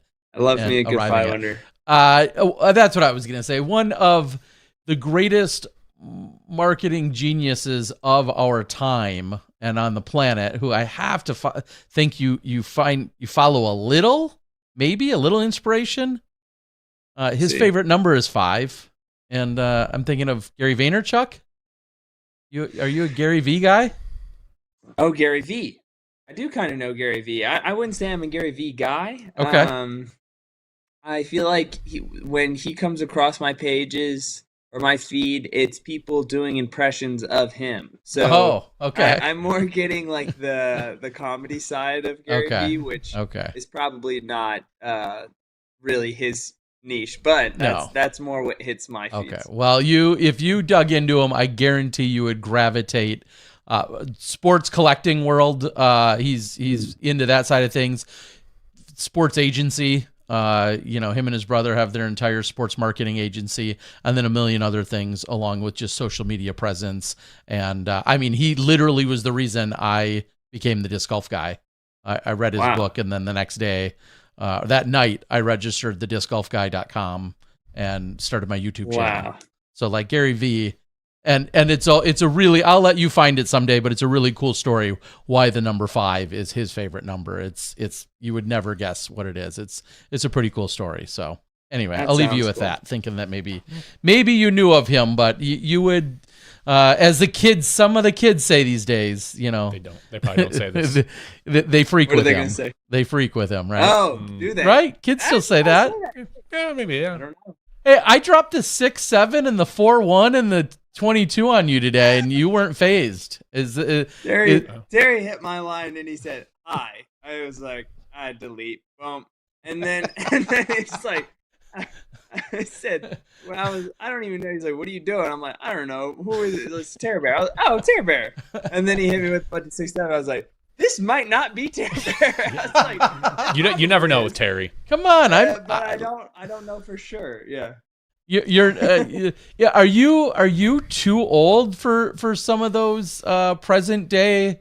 Because like there was a couple of the AM World women walking past, and I saw the motion, one of these, and I yelled 6-7, and they all busted out in laughter. And so I don't know where that if you're like maybe in that middle ground where you're not ripping on them like dads do, but you're not necessarily actively participating. I made a 6-7 edit for Austin Turner. Okay. So yeah, I was in it, and I made it after Majestic, so I feel like it's gotten bigger since then. So maybe I was not ahead of the curve, but I was there. You know, I got those edits in my feed a lot. A lot of it's like this interesting like niche that's like a sports edit that you never see coming, where it's just anything that leads into a sports edit. So I feel like I'm trying to figure out a way to make more of those. But then, like, do I make hype videos for myself? Probably not. So then I have to make them for other players, and then it's just hard to find inspiration. So I don't know. Maybe someday I'll make some more of those. But yeah, I'm a little aware of the goings on of all right. kids. Well, I got 14 and 16-year-olds, and unfortunately, I'm subjected to all of this. So I'd rather be in the know than not. Is it true that LaMelo Ball is he the reason for 6-7? Is that where that originated? He's not. No. Okay. It was a high school player. Oh, is it? Okay. And I think he came up with the idea for the edits, and now he has a water brand called 6-7 Water, I believe. which if you use my code, I don't have a code. No, it's not. I'm not plugging anything. But strike while the iron's hot, I guess. Like that's yeah. I don't because in 3 weeks, I guess no one will be saying 6-7 or something. Mm-hmm. So oh yeah, it's all funny. And 6-7's on the way out to get right to 41 is what I'm already hearing. So I can't wait till they all pass, because then it's just going to be on to something else stupid. But yeah. All right, pal. Seriously, we appreciate your time. I appreciate the insight this weekend. For those that we didn't talk about it, but I'm tasked with kind of having this little talkback segment every morning that I do with whether it's Ian and Sarah or Ian and Germ in the afternoons. And I would go to Silas, and I loved getting your perspective on some of the questions that I was supposed to be researching. And talking to you was my research, and it was I enjoyed the insights that you provided, and we certainly know you've got a media career whenever you're ready for that as well, behind a booth or a desk or out on the course. So it'll be fun when we're working together that way someday. Yeah, I'll win Worlds, and then I'll retire immediately. Yep. And then I'll just go straight to DGN. That's my plan. go out on top. We're here for you. All right, pal. Well, good luck if you decide to play this weekend. If not, I'm looking forward to maybe I'll be hitting you up before GMC. I'll be in the booth for the next 3 big events, and I wish you the best of luck. And I'm looking forward to you sneaking into that top 28 to secure your spot at the Tour Championship. He's got it. I appreciate it. Yeah, I'm looking forward to trying to weasel my way in there, and I appreciate you guys giving me the opportunity, having me on, and you taking my nonsense and then using it as your nonsense, and I think it was well received. So overall, I think it worked. So of course, yeah, of course, win-win for everyone. All right, everyone. That's Silas Schultz. Go out, like, share, subscribe, do all the YouTube things for his stuff. I've got a few links in the chat right now, and we'll try and put them in the show notes a little later in the description. But find Silas Schultz on Instagram is the easiest way, and then you can get to everything else from there. Have a good night, buddy. Hey, y'all too. Take it easy. See ya. Good night, Silas. Would you say Silas has 5 on it? Hey-oh, got it. All right. I've been holding that for about 10 minutes. The problem is, like, he wouldn't get it. That, so I had to that wait was for 20 years before Silas was born. I know. So I had to wait for him to leave in order to tell you, use the joke on Some you. loonies. Yeah, there you go. All right. Well, let's real quick. We can rip through what we saw in terms of the results here at the DGlo. The Discraft Great Lakes Open, presented by Garrett J. Verberg Company. Winning this, no surprise, no shock, Gannon Burr. He just kept marching. After having a bad first round, where he was, he was way down on the board, way down. Keep going down. What did he shoot? 5? Keep going down, or up a little bit. There we go. He shot 5 under, so he was 4 off the lead. 4 off. No, excuse me. He was 6 off the lead. Yeah, because Macbeth was at 11, and so Macbeth just came off Idlewild shooting the winning score. So now he went wire to wire. Correct. And so now we go into DGlo, and he starts out 5 for 5. And everyone's thinking, all right, cool. McBeast, he's back. He's still here. He didn't leave. Unfortunately, that did not last. Unfortunately for him. For him, correct. Paul comes out with a 5, but Gannon shoots a 9, and then Gannon shoots an 8, and then Gannon shoots a 9, and he just worked his way up the leaderboard until he got to number 1. Number 2 was Ricky Wysocki, tied with Jake Hebenheimer and Calvin Heimberg. And I'm not going to lie that the end of this event for both divisions was just dirty. There was it didn't feel great watching because Ricky, who just unfathomably doinks a putt on 17. That thing spits out, I'm not in shock. That thing chains out a little one way or the other. I'm a little in shock. The way he missed that, my jaw hit the floor. I couldn't believe it. It's like his body stopped working. It's funny. I haven't even seen it. It's so bad. It just hits front cage though. It just was like a bad putt. I got to go look for it. I was getting into position to get to the next hole, which is why I didn't see it, but I heard the gasp. It just never got. I don't think it ever got over the lip of the bat. It just straight into the, I couldn't even, like, my jaw was like, what do you do? How does that happen? So he takes a par there. Then we get to 18, and I think it was his approach. He turfed it. Like, 60 feet in front of him. I could not, I'm like, you're just, now granted, Gannon had a great roller. He was able to get up and down. For a par, he laid up like a 40-footer or something he probably could have hit to take a 4, so he wasn't in danger. But Rick, again, could have at least put the pressure on, and he just flubbed it. At least Jake Hebenheimer, Calvin had a bad final round, only shot a 6 down. Jake shot another 9. He fought his way up.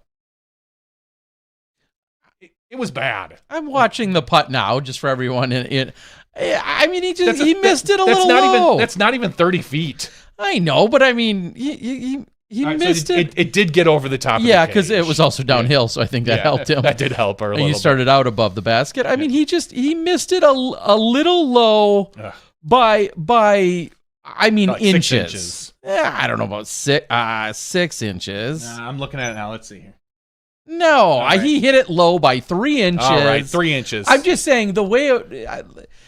Yes, he missed shocked. it. You got to give it a chance to get in. I understand all of that. Oh, it's not like he hit the bottom of the koozie or he airballed he didn't hit the lock. Or he threw it 3 feet over the top and it went down the hill. He missed it low. It just it was just so shocking. And I agree. I mean, we're saying it's shocking because we know how good and how clutch he is. So I understand all of that. He needed to be 40 feet further out, I think, in order to hit that. I mean... but anyway, Ricky takes second, tied with Jake and Calvin. Jake is really kind of the big story this weekend. Just really playing very well. It took a huge jump in his rating, too, this week. I think he was rated 1022 going into this. And now he's 1080. Now he's 1080. It's amazing. I think he jumped like 5 or 6 points. Something. Just click on his name. Oh yeah, I could just click on his name here.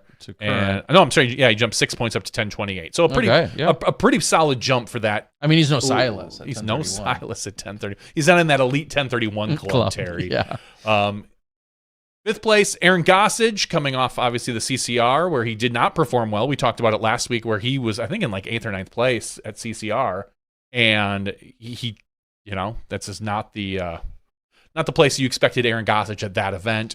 Paul McBeth in 6th place. Paul had a really, really bad final round, shooting 2 under. The front 9 where, like Silas was saying, you got to rattle off those birdies. Paul was over par. It's unacceptable, He's 8 strokes, and I can count 2, 3, 4, 5, 6 of them right there. So Paul takes 6th place. Silas, our guest tonight, takes 7th. 8th, Nicholas Antala. 9th place, Simon Lazat. And a big tie at 10th place between AJ Carey, Andrew Marwe, Jake Mon, Chris Dickerson, Ezra Aderhold, and Casey White. That was your MPO field. Over on FPO, Missy Gannon pulls this one in.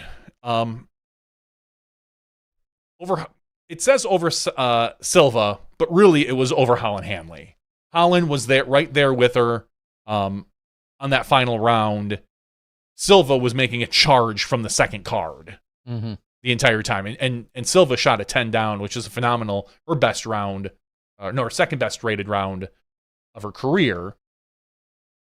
Missy finishes off with 3 out of the last 4 as bogeys. Like, just not, I mean, she won the event. That's what matters in the end. I'm not going to lie. But to finish off like that, to give Silva and Holland just a little bit of hope. Like, Holland had a chance if she didn't double bogey the last hole. All she had to do was par it. And she'd have been right there for a playoff. But Holland, unfortunately, another bad final round. I don't think this is necessarily indicative of there was a running theme about Holland finishing out events and how poorly she played at final rounds. I don't see that in this right now. Like this, her shooting an even, she had 2 bad holes and then a bogey on 16. She just didn't get enough birdies. But even her birdies, she had 1, 2, 3, 4, 5. That's only 2 less than Missy. It's just that Missy, was was up already. So, but again, the story here is Silva Saarinen in second place. Missy wins. Big Money Missy takes home a big check, I'm sure. I don't even know what the money was. But Silva shooting the 10 down, a phenomenal round, just putted out of her mind. No shock. Silva just doing Silva things. Holland Hanley in third place. Fourth place, Owen Scoggins.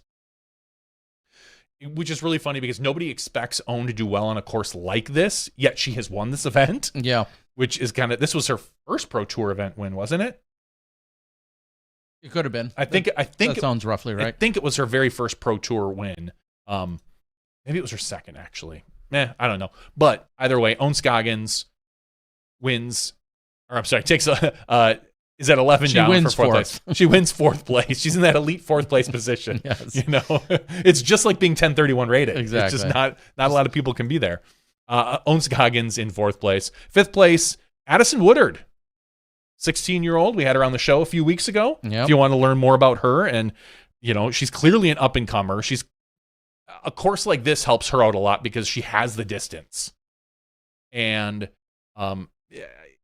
we saw her struggle a little bit at Idlewild, but I think courses like this, and I don't know if she's playing GMC or not. I haven't looked. She is not. She is not. Okay.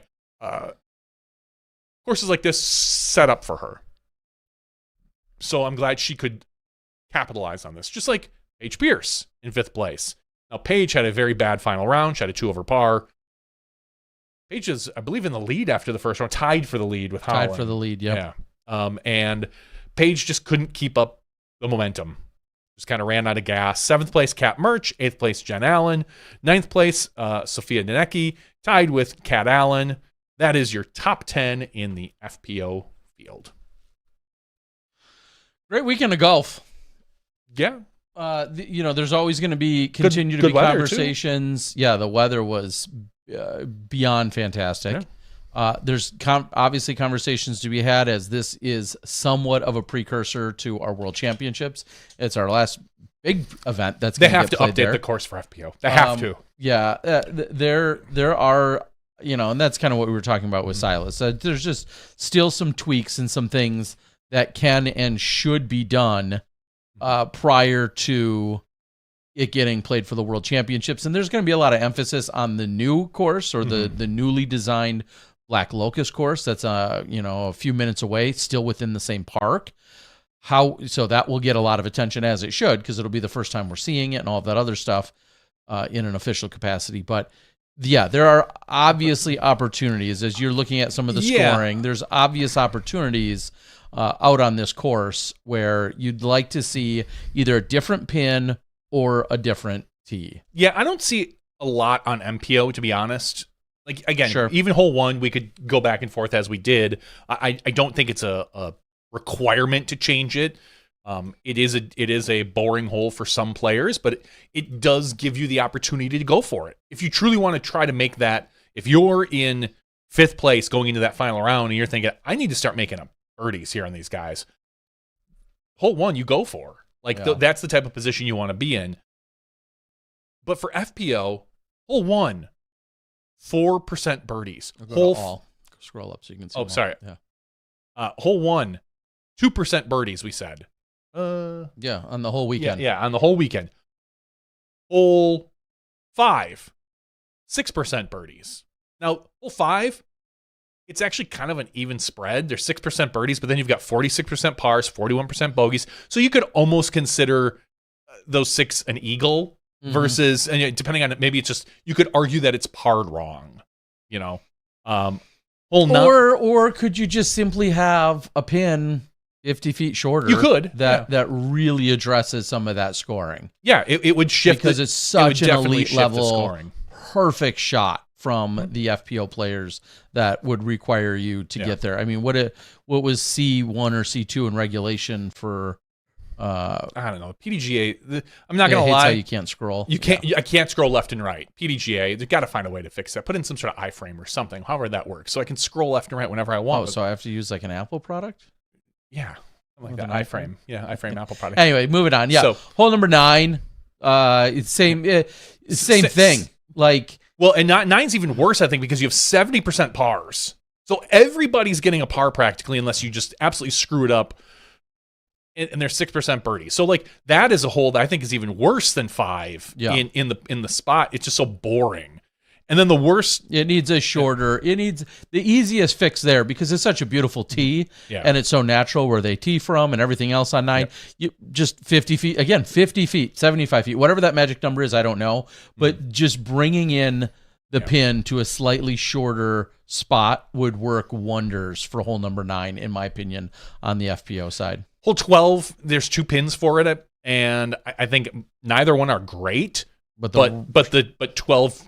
2 as it's labeled on here, that's 267, 93% pars.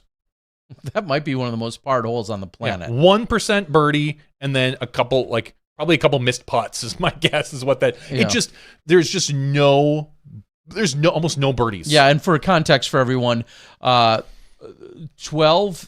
on the at the 242 was the short right position that we saw in rounds 1 and 2.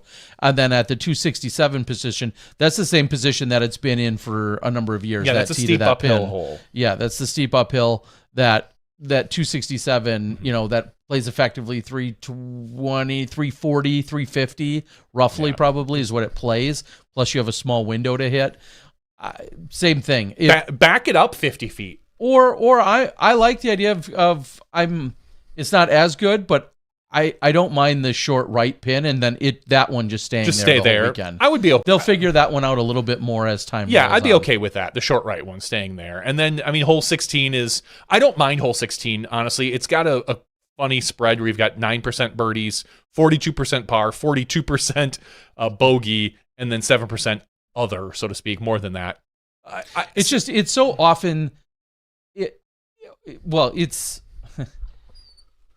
I love 16 as a whole. I don't. I was just gonna say I don't know if the OB to the pin on the backside is too close, or if the drop zone's too far, because almost no one runs at it from the drop zone. It's not enticing to run at it from the drop zone. Yeah. So I feel like as the numbers show, it's kind of a 3 or a 4. Yeah. And I don't know that I entirely love that from the FPO perspective for that hole. For the FPO, I could understand that. Again, that pin's 50 feet shorter. I think that hole plays so much more fun. Yeah, I don't like it 50 feet shorter. I would change the drop zone, maybe not even to make it more. I don't know, because you make it more appeal, or you make it easier to hit the putt, and then you just have so many more circle 3s, and there's no penalty to run hard at it. You're like, oh, I'm going to get a circle 3 anyway. I might as well blow past it or something. What about? And maybe just because I physically was standing behind it, because that's the only good spot to see that hole. I wouldn't be opposed to just maybe the drop zone's still at 42 feet or whatever it is, slightly downhill. Maybe if the OB behind the basket, which is what they're afraid of, maybe that has an extra 5 feet. Just a little bit more, again, to make that drop zone putt. Because I don't think the drop zone putt needs to necessarily be shorter. I like that it's a bonus that you hit it from 42-ish feet. Yeah, but nobody's running at it from that because the OB's right there. So if the OB was just a little more forgiving, slightly more forgiving, more people would then run at it. I'm okay and with if they still go OB, well then, too bad, so sad. And you put that on the D sign. Too bad, so sad. It's the name of the hole. Too bad, so sad. Like Augusta National has every hole labeled. This one's too bad, so sad. I don't know. Again, I'm not claiming to be a course designer, even because I do, but I'm not claiming to be a pro tour course designer. I don't have all those answers, and I'm certainly not a stats person. But when you look at some of these glaring things on that FPO side, more so than the MPO side, I just feel like there's some shifts and adjustments that could be made somewhere. And maybe you arrive at a solution that's completely different than what we're saying, but the numbers themselves tell the story that it's not playing in a good golf sense. And that much we're for sure seeing. So yeah, I'll quickly touch. Weather was fantastic. I mean, I'll be the first to complain that when it's 94 degrees out there, or 90 or 88 or whatever it's been in some of the years I have been there, and you're doing the hills, it just takes so much more out of you for our players, for everyone. The hills were still there, whoop-de-doo. I'm perfectly good with those. The temperature was just so much more moderate, and people seemed to handle it just fine. I mean, it felt like early fall. And I think that's like a great equalizer for as difficult those hills can be for a lot of people. And I'm not just talking players. Players are our number one concern, but when you do have camera operators, when you do have spotters, when you do have scorekeepers trying to do 1 or 2 rounds a day, all of those people, I think in consideration, it makes for a better experience. And then, the athletes are the athletes, and they're going to do what's, required of them. But and I shared it with Nate. My only other, I don't want to call it a criticism, suggestion. I would, and maybe I'm dead wrong because I just didn't see them because of the way I'm traversing through the course. I'd love to just see a few more public restrooms out there, and there probably will be for a Worlds, but I feel like they are sometimes tough to find, and people are trying to stay hydrated and then walk the hills, and then we need a few more restrooms. And it's also difficult because a lot of porta potty companies, let's be fair, again, this goes hand in hand with hills, so I'm not an idiot. They're like, hey, here's on top of a hill right off the road. Here's where we want to drop off the porta potty, and here's where we want to service the porta potty, and here's where we want to pick up the porta potty. It's not conducive or practical for us to take our trucks or cranes or whatever and then go take them down into some of these other areas. So I understand there's a challenge to some of that, but I literally, once we left one, I don't see a porta potty the entire round. Maybe you're porta potty blind. There's a Porta John or I don't know. There's a joke in there somewhere. So again, that is something. And I know the players didn't have problems. Let me also clarify. I didn't walk to the top of 13 where I believe there were porta potties. I didn't walk to I know there were some player porta potties after hole number 7, the turtleback hole, or after, that's 6, 7. So I know there's some out there. I'm not saying there weren't. I think from a viewing spectator angle, I feel like there could be a couple more in the heart of the course where a lot of people are milling about. But yeah, as Aaron is saying, they were in fact at the top of the hill. So I'm not suggesting there weren't enough out there in total, but I think there could be a few more. Because you don't want to walk to the top of the hill, you lazy SOB? Yep. No, because honestly, a lot of people congregate in all these other areas, and they're not walking to the top of the hill either. So. Well, if you have to go bad enough, you will. Or you'll just find the woods, if you're lucky enough to be able to do that. Yeah, there's a lot of people out there, though, too. I know. Well, leave me alone, people. Hey! I'm not going to look for a disc. Just leave me alone over here. I have a small bladder. It won't take long. All right. Real quickly, we can rip through. There really were no other A tiers. No other A tiers. Yeah, okay. Nothing that was really worth mentioning. And then we'll just quickly touch on. Yeah, I think ratings. Most of the story. I was just going to say this upcoming weekend, as we discussed, where we see a number of our players are going to be. We just talked about the event put on by the Pies guys, as they say. We'll see a number of our top players that were just mentioned. A couple players will be in Canada, and then some players will be over at Failure Lake in or around Beavertown, Pennsylvania. I know that's where I shipped something today for the crew. So nice. It's in that general area, Pennsylvania, heart of Pennsylvania, from what I've told. And Failure Lake, although I haven't been, I believe is a highly regarded and very much liked course by players and spectators. If I recall, it was a favorite of the Go Throw guys from last year. That's awesome. So good luck with everyone. Have some fun with all of that. The only real ratings news, I know we kind of touched on some people who jumped up. One guy only jumped up 1 point, and his name was Gannon Burr. Ouch. I know. He only went up 1 point. Only 1 point to 1062, which is now tied for the highest rating of all time. He tied with Paul Macbeth. I believe this weekend he didn't even he just barely shot his rating, or he didn't shoot his rating. No, it was like 1056 or 8 or 60 or something like that. And again, a win is a win, although I'm sure Gannon would prefer to have higher rated wins if he can. Just because he wants to get to that 1063 so badly to be the number 1 rated player of all time. But this is a good start getting to 1062. With the way the last few rounds have gone, I don't know if he'll be able to hold on to it, but I don't know if that's necessarily a care of his or not. But 1062, it shows his absolute dominance and consistency like no other player. I mean, as Silas was saying, when you can will birdies on these back nines the way he does, the way he forces himself into them, he is a generational player at the beginning of his generation. So you don't like him, that's get used to it. Just you only have like 10 or 15 years to deal with it. I mean, maybe you'll outlast him. Maybe you won't. No. I don't know. So I did see something funny though on Alden's blog today. You didn't catch that? I did not. Not yet. Gannon's time violations. Okay. There is now amongst their crew a bet. For how many more he's going to get? No, for every one he gets, he has to buy dinner for the crew. Oh, I love that. Is that include? Doesn't include the warning he gets to start, or well, I mean the warning in theory per round. I would assume. I assume it's a time warning because he got 4 of them at some event, like one a round or something.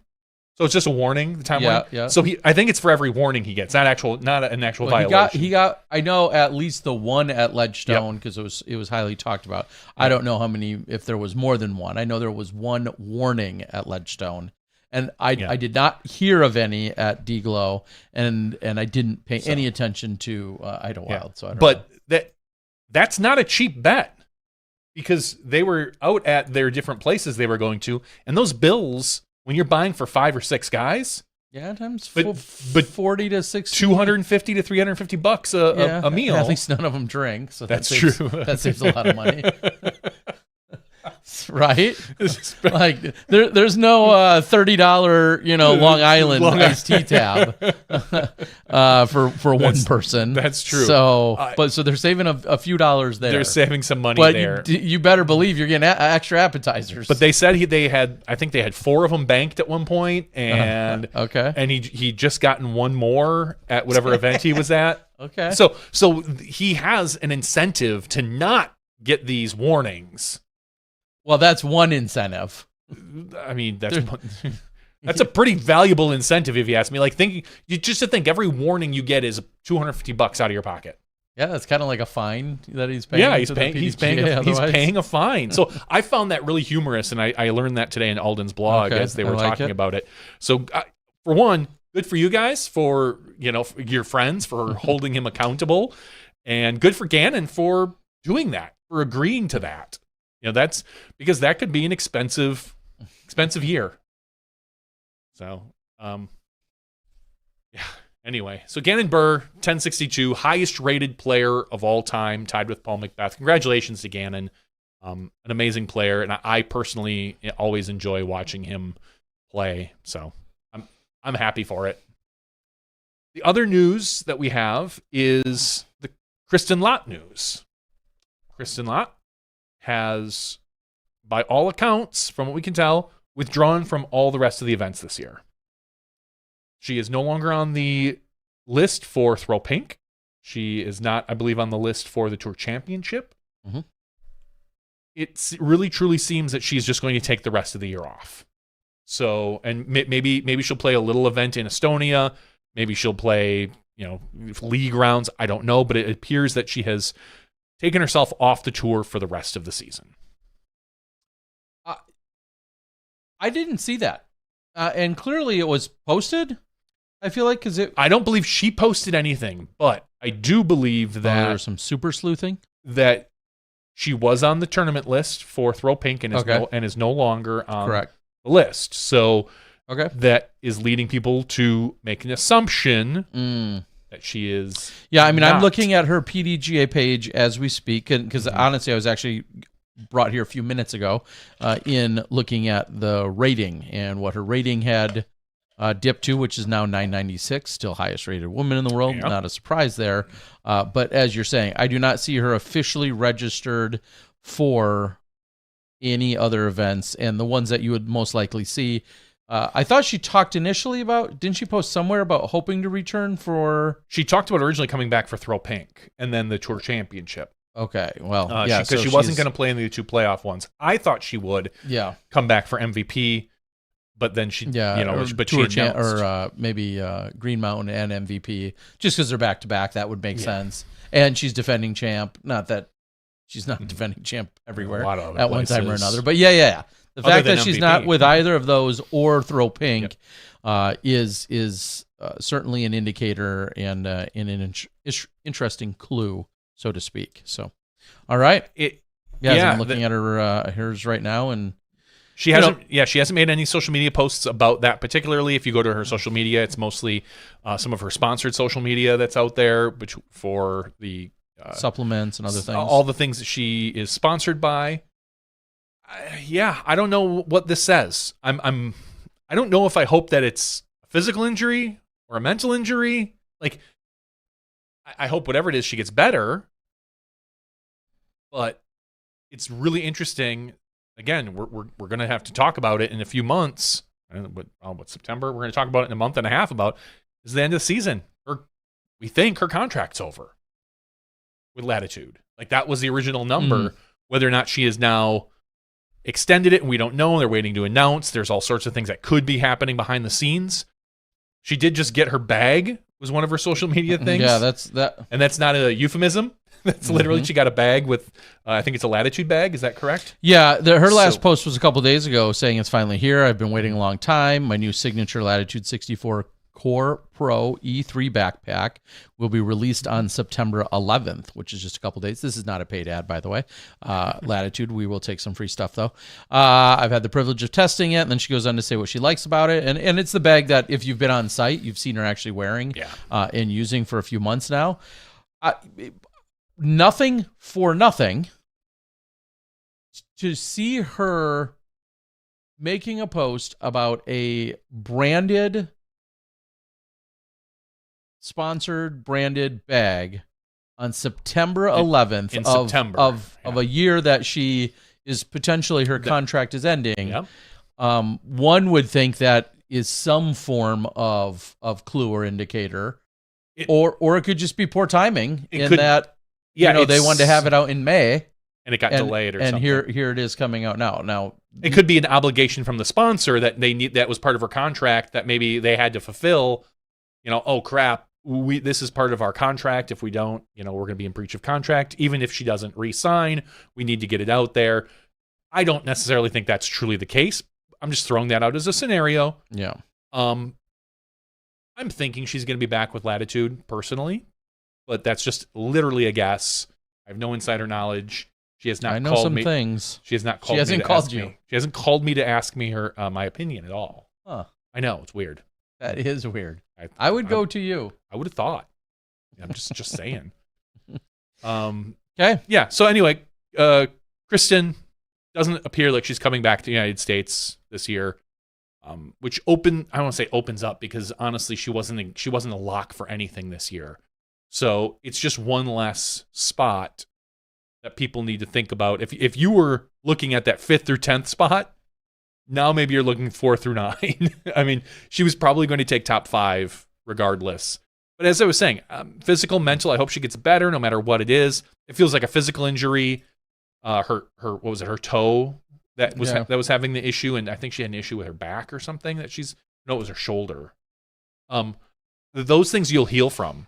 If it's something between the ears, that's a lot harder. Mm-hmm. That is a lot harder to get over, I feel like, than a physical injury, because those mental problems that you have when you're on the course, it's very difficult to get over them unless you're on the course, I feel like you have to face that mountain and climb it.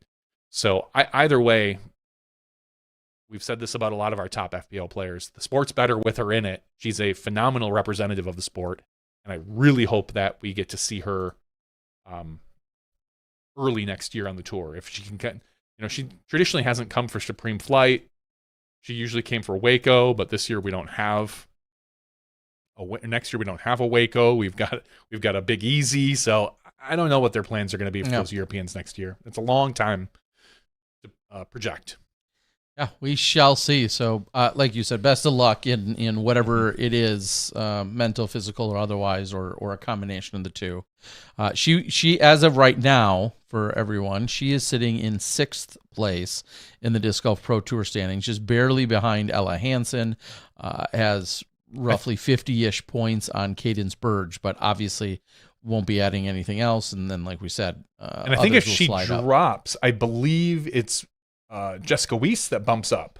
Oh, yeah. And as we scroll down and look at players making it into the cut, which is 18 players, as you're saying, as of right now, and there's a lot of things that can happen because you can earn your 2 more ways events. in and double else, with like extra points. As of right now, Madison Walker sitting inside the cut line, just barely, with Jessica Weiss, Sophia Donica sitting outside of the cut. But Jessica, Sophia, Lisa Fakis, Alexis Mondahano, and Rebecca Don all there in that order. All right.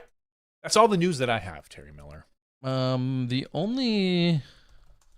I don't know if yes, it is. It does look like it was posted, as it was also shared with me at one point. The PDGA had made a post that was a little bit surprising to me, and I only say this because there have been conversations with the gentleman who holds the position, which is Brian Henniger, a previous director of. Is that what, executive director? Executive director. Many years ago, when Johnny V and I first found the sport, he was the executive director. He's had a number of consulting roles and then international director role. And so Brian Henniger is retiring, which is making his international director role available. And it's posted out on the PDGA's page. You can find the link to it. And then it also gives the goals, the position, just like any other job posting. Does it say when he's retiring? End of this year? End of... I was told it's going to be sometime at the end of this year. Okay. And then that is backed up by the fact that if you scroll to the bottom of this, it talks about the application deadline is October 6th. So just about a month away from now. And projected start date would be November 17th. I know that Guru would be, I think it's listed within here that roughly for that month time frame, he will be helping with onboarding, transitioning, training, whatever jargon they use in the... Can you do the podcast and be international guy, Terry? I don't know. That's a good question. Nothing for nothing. It is a position that is very interesting to me. A lot of the things that are done, I have been involved with in some capacity. Obviously, I've been doing them in a more personal capacity or from my own business side, so to speak. But there's a lot of really cool things that he has been doing. And I don't want to just say cool to undermine them, but certainly helping with the growth and development of disc golf literally in every other country. I mean, he essentially is the conduit and the resource, one of the main resources and go-to people for all disc golf. I'll say all disc golf outside of the U.S.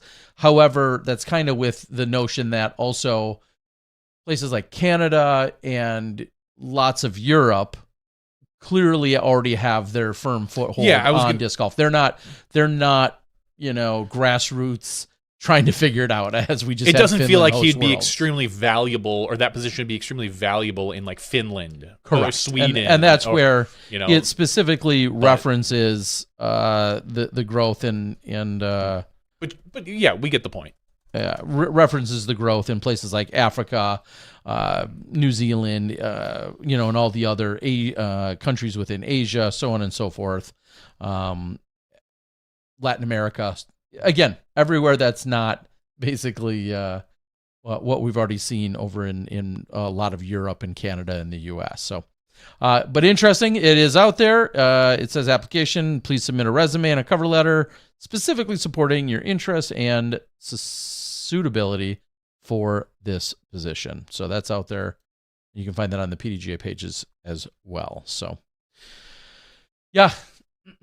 I think that's about all that I have from an official event perspective. We can talk a little bit about some of the stuff I saw on the ground this weekend. DGlo, of course, a good time. I enjoyed being there. It is my last event that I am on the ground for, which is a little saddening for sure. And so much you drink and bend. But also it is great that I'm in the booth for 3 of the next 4 biggest events of the year to close out. I'll be in the booth for GMC in a couple weeks. I'll be in the booth then the week after for Maple Hill. And then when the Tour Championship rolls around, I'll also be in the booth for that. So the fact that I'm not on the ground, but I'm in the booth, outside of an early morning rise of like 3 a.m., that will be, what we'll see. All right, I'm going to close it out. I want to thank joining us. Also, the assist there from Parker Welk and everyone else over at that side. And I'm sure they have a full house of people trying to game and vlog and do a million other things. But thank you guys for sharing some of your time, Silas. We appreciate that. Thank you to everyone at DGlo. I'll say that again. It was incredible. A lot of people want to be like, oh, hey, that tubby guy, Terry's walking around those hills. I didn't have to go to every top or bottom of the hill. I didn't have to be as laser focused as the camera operators do. They're the real heroes out there. They've got still these heated weights on their back while they're hiking up and down the hills and then carrying a 10 or 15 pound camera. So they all worked even harder than I did. The kudos definitely belongs to the entire camera crew and operation crew. And blah, blah. They carry a camera up and down a hill. Ooh. The people sitting in the booth, the control room, they all work hard, but the camera ops are the heroes out there to give you guys those shots and angles. They know I love them. It was, yeah. Oh, all right, wait, I got to back up again. Yeah, okay. The lazy drone operator, Tyler. He gets to sit in one spot and then just fly the drone. He sits on top of a hill with a drone. Or Conrad, happy birthday to him recently, but Conrad also was working the drone. So the drone operators, they get on the cameras too, but drone operator at a course like that. That you're liking your job that day. Yeah, that one ain't too shabby. Not nearly as bad, so... But thank you to everyone to make it happen. And I got to see good friends, Chef Aaron out there, along with a couple other Michiganders and Greg and other people having a good time. So much love and support. Appreciate all those. All right, that's it for the regular show. We're going to shut it down for a few minutes. When we come back, we'll have the after show. We can talk about some other random things. We've got Climo discs to give away. Whoa! I think we're doubling up. I talked to Datamite tonight, and he said, just get me the addresses. We will do that for the winners, and we'll get some Climo discs. So we're going to have a couple drawings tonight so that we can give away some brand new of the Ken Climo discs that were talked about on the show last week. For Silas Schultz, Johnny V, I'm the disc golf guy. That's, what are we at? 572? I'm just making stuff up. 572. We'll see you in the after show. You step inside the Smashbox. Thank you to our $2 and above patrons. Your name is listed below in the credits. If you are interested in being listed as a producer in the Smashbox TV credits and supporting this and other fine podcasts, please visit patreon.com/SmashBoxxTV.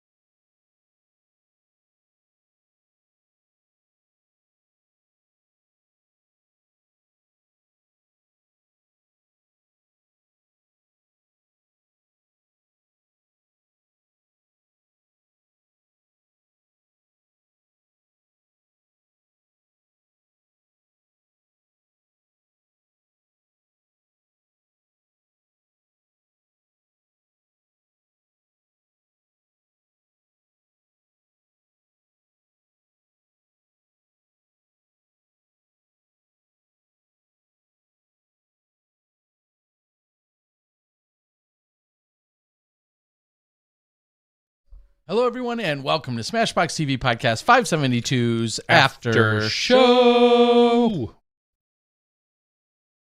That time. Time for the after show, I guess. Do we need theme music? We used to have theme music to start the show, Yeah. and we gave up on that after like episode 15 or something. By we.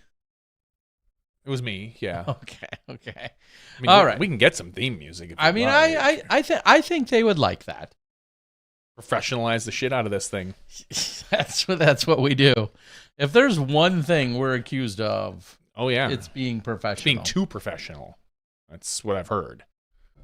All right, well, here we are. It's the after show. In case somehow you don't know what the after show is all about, it's the time to talk about anything and everything that may or may not be disc golf related.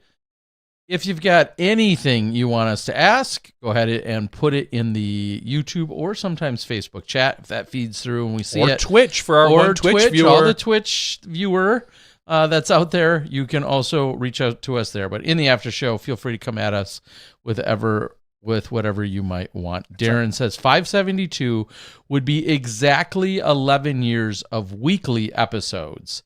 So that checks out because we started in November of 2014. And here we are in September. And so that means we're on pace for more than a show a year. And that was largely going back to some of the months or some of the experiences when we go to like the GBO, Glass Blown Open, pre-DDO time, when we go to like the Glass Blown Open, and we sometimes would have like a nightly podcast, and we would do one in various locations, which was even probably sillier than anything. But we would do one sometimes at the Bourbon Cowboy. Sometimes we would be at the Granada Theater. One time I remember trying to do it from the bonfire out in the middle of the Lyon County Fairgrounds. Yeah, they had that pavilion we tried to set up by, and so there's been a number of different places, and so that's how we somehow got ahead of more than a one per week pace, and we've only ultimately skipped probably a handful of weeks entirely where no show was ever produced. So, but interesting to note, we're that many ahead of pace. That means we're about about 8 ahead of pace if we started in November and it's September right now. So we got a few to burn if we want to get on that 52 per year pace. And then we had a bonus show. I think about the bonus show when Paige Pierce, for instance, left when Paul Macbeth joined Discraft. I remember I was in Australia. And we had to have a bonus show for that. And then I think when Paige left and then joined Discraft, I think we also had a random Friday show for that. Yeah, we had an interview with her. So there's if there's big enough news, especially that we're privy to ahead of time, we're absolutely can jump in and do extra in that sense as well. I'll just go right into part of the conversation this weekend where some of the disc drops and more enthusiasm and chaos surrounding some of the Mario-themed discs. We saw what was announced as a Big Head Z Luna of both Paul and AB. Two slightly different designs there. Excuse me, but it was essentially the entire stamp or the entire disc was consumed by the stamp of one or the other caricatures. Did it look like the Mario heads? Yeah, Okay. That was definitely part of the theme fine. for it. Yeah. And then I don't know how long ago this was known, but then they also, instead of having the level up Lunas, they had then the powered up Buzzes this weekend. And those were, as you can imagine, also quite a hit. Yeah.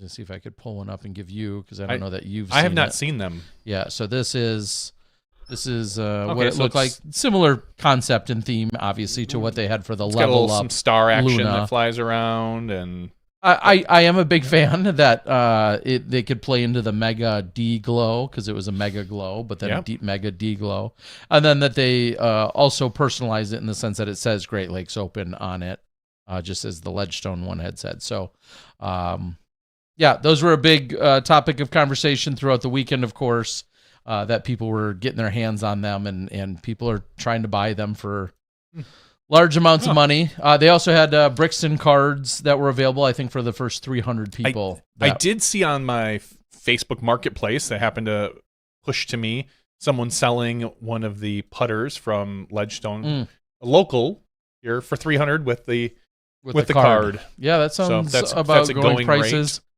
And then it continues to, of course, be the arguments of buying and flipping and scalping and collecting, and if they're worth it or not. We don't need to get into that whole scoop, but if they're exclusive drops like that at a place like that, no, that's fine. You went there to get it. I don't care if you flip it. Like, good for you. I thought it was funny. I have one for sale, and shocking, Miller, you flipper. God. Even though I think this ignores some of the Facebook rules within that page, about 15 bids later, it's a bidding site, so people can bid whatever they want with their own free will.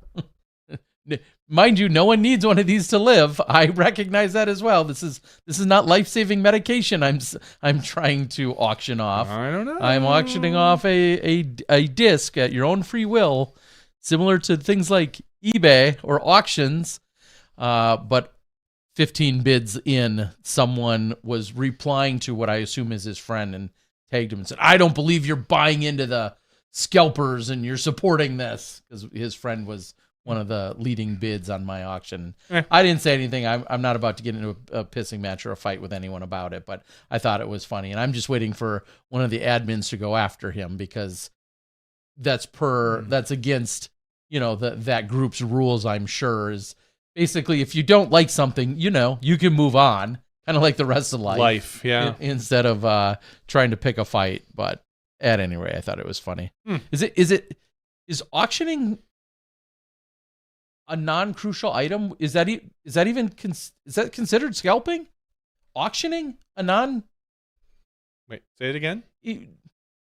I think of scalping personally, and this is not just I'm not trying to make this a whole personal issue, but I think of scalping as getting a $100 Packer ticket, showing up at the Packer game, and of course there's rules and regulations with a lot of this, but anyway, showing up at the Packer game and then saying I'll take $1,000 and nothing less.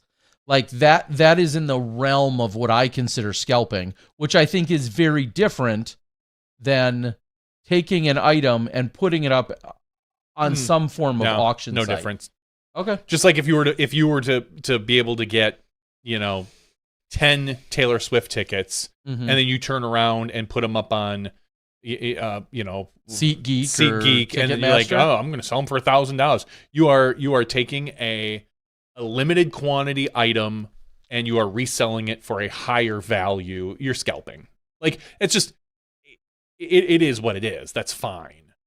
But I would say the difference between the two, again, it's semantics maybe a little bit. Those particular discs, you had to get on site. You could make the argument that you are actually doing the world a favor by offering them up to people who couldn't be on site. I don't know if I'd buy that argument. Sure. But you could. Versus a drop, we'll say if those dropped online and you were able to grab some just to turn around and flip them for a profit, I feel that is a little less scrupulous. The fact that you would take them just for the mere profit of flipping them when maybe somebody else wanted one as a collector. Again, it's do I personally have an issue with it? Because like you said, it's not like it's life-saving medicine. I don't care. But these discs you had to be on site to get. They were already exclusive. You're just turning around an exclusive item. So, I mean, not everyone had a chance to get them, and now, whatever. So yeah, it's nah. Theron is making a joke, I believe here, but similar or different to as some of you saw, and I'm genuinely looking for feedback on this. One of the things that I did this weekend as part of a promotion was I opened a pack of Brixton cards before every round, on site, on camera, and I swear on a stack of buzzes, I swear on a stack of frisbees. I did not pre-look at any of the cards, not one. I genuinely wanted them on the. I wanted my reactions to be real, which sometimes is better than others. But I cut the top of a Brixton pack open. So that I wouldn't be fiddling with it forever. Trying to on camera. to rip it open. So I just literally took scissors out of the media trailer, cut them open, and then I put them in my pocket. And then when it came time for this promo, I opened up all the cards, kind of rifled through them very quickly to show them off to the camera as best as I could. And I could have done better, I'm sure. I should go back and watch it. But I showed Get down them, on one knee and have the camera over your shoulder. and then I turned to the crowd that was behind me, and I handed out those 10 cards, those 10 individual cards. Okay, here's the question. Now, if you take one of those cards and you go sell it, are you scalping? Maybe not, because you didn't purchase it. I don't know. Like, again, semantics. I get it. Yeah. Blah blah blah. But it's kind of funny. Like, let's just say you're not you're not really a Coriolis fan, who I know I pulled a Coriolis card. You're not a Coriolis fan, but out of all the cards I had in my hand, and I'm handing out 10, you're like, I think the Coriolis card will go for the most. I'm just using an example. You grab that Coriolis card and you've got it on Facebook Marketplace that afternoon. Are you scalping? No, I don't feel like that's scalping. I guess I honestly, I know. Isn't it funny how it's definitely a. But anyway, so that happened. I that was not originally where I was going to go with any of this, but it is another funny. Did you comparison. get any exclusive or valuable cards? There were some. Yeah, absolutely. And you gave those away. I gave every single card away. Yeah. There were in every pack some. First of all, let me back up. These were all part of the Parallel Universe series of Brixton cards. I'm personally completely confused. I don't know how many millions of cards are even out there anymore, but I know that this is a series called the Parallel Universe cards that Disc Golf Pro Tour and Brixton did, and they're making a push to release them. That's all part of this entire promotion or this idea of advertising for them.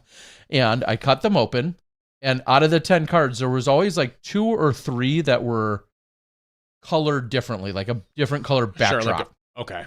All the colors might have been like a grayish or whitish backdrop, and then all of a sudden there was 2 or 3 that were dark blue or maroon or whatever they were. Clearly slightly more limited. I didn't have the time, nor did I care enough to be like, okay, well, this is for sure a 1 of 1 or a 1 of 7 or whatever. I didn't have the time. And then I turned to the crowd and very generically, like, here, basically grab what you want. And then the lady from the Phillies game showed up, and all hell broke loose. And she took a card right out of a kid's hand. No, but I turned, and then of course, and by the time, sometimes there'd be maybe a European we don't know very well, and there was one person still standing there, and it's like, well, here's the card you got. I mean, it wasn't complete chaos, but yeah. So that's what we did. Okay. I have not gone back to watch any of the 8 times that I did it. I didn't watch any of the broadcast, but I am interested to see how it looked on camera. I'm told it was seemingly successful enough as what we were trying to promote, but I'd be curious to know how that looked. I felt like for a minute, like I was one of those women at the no, like one of the women at the Brewers games who's out there giving away T-shirts and all that fun stuff and trivia questions, and you could win a hat. Yeah.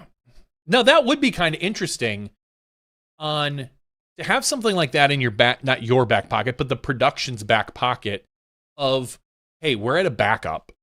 We're on hole 12 at Northwood. Yeah, some crowd work. Let's pull in a spectator. Just grab somebody and we're doing a fun trivia game, and you could win a pack of Brixton cards, or you could win a Level Up Luna, or whatever the giveaway is. A $25 card to the DGPT store. that's usually kind of the stuff they do. You just have to successfully tell me what, as of last week, what was Silas Schultz's rating? But swear to God, so I went to the Brewer game like 2 or 3 weeks ago with my wife, and they had this woman on the jumbo screen, and she was giving away $25 Visa gift cards. She went to the... Your wife was? No. The woman at the stadium, Terry, who does all the announcing and talks, brings, the fan of the day or whatever. But she was by the big Brewer store in the center of the thing, and there was a line of people buying jerseys and things like that. And so she's like, hey, thanks to whomever, I have all these gift cards. And the shtick was she was handing out gift cards. Here's 25 for you. She literally went down the row. She gets to this old man. She had one left. And she's like, hey, sir, here's your $25 card. And he looks at her and goes, no. And she's like, no, it's free. And he's like, no. And he wouldn't take it. She's like, okay then. And she just like moved to the next person. And this dude, like everybody in the stadium's laughing because this guy, like, it's just $25, and he was like, no. Probably thought some strings were attached. Maybe, understandably, maybe, but like literally everyone in front of her. I think she handed out 5 of them, and then went to him, and he was just like this grumpy old man, like nah. Even though he's got like a Brewer T-shirt he's buying, and I can't store that in the mattress under my mattress. The whole stadium was laughing. It was kind of quite a moment. This brings me back just real quick because Dave from the Dyers Guild says I feel like scalping is selling at location rather than online. That's again another take. I think back to a couple of years ago, Las Vegas Challenge. Yep. The players have access to the Firebird line before like the general administration, general public does. Everybody who's playing there, all the players? I think all the players did at that time. Had access to get into the Firebird line, which some people had waited in for 4 or 6 or 8 or 10 hours.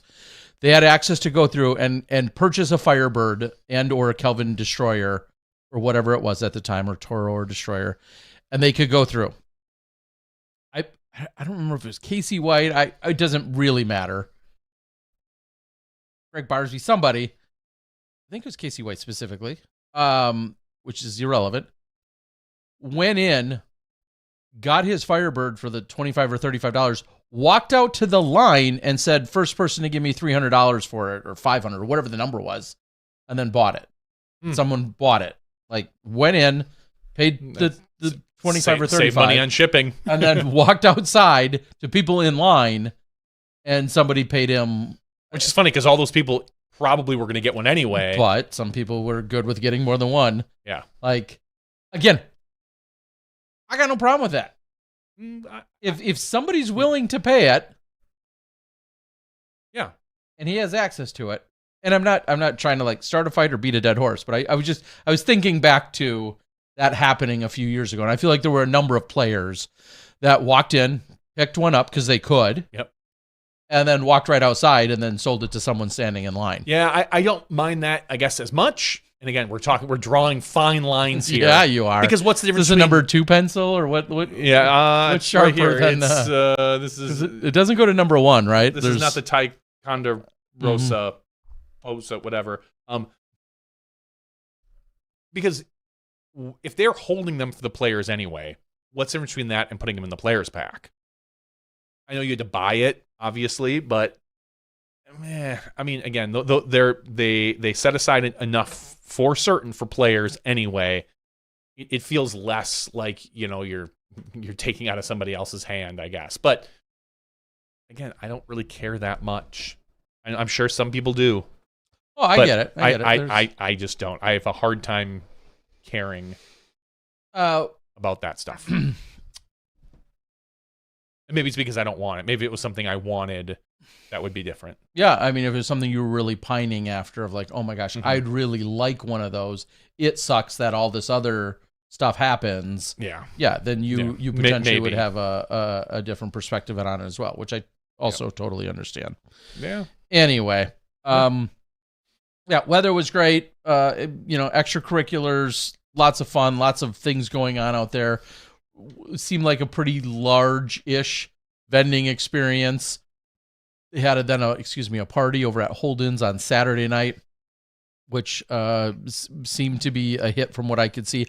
Obviously, lots of talks, whether it was a Disc Golf Pro Tour entity or Nate and some of his team and or the PDGA. I overheard plenty of conversations about just this, I don't want to, kind of a dry run or trial run for Worlds and things that need to be looked at or addressed or thought about.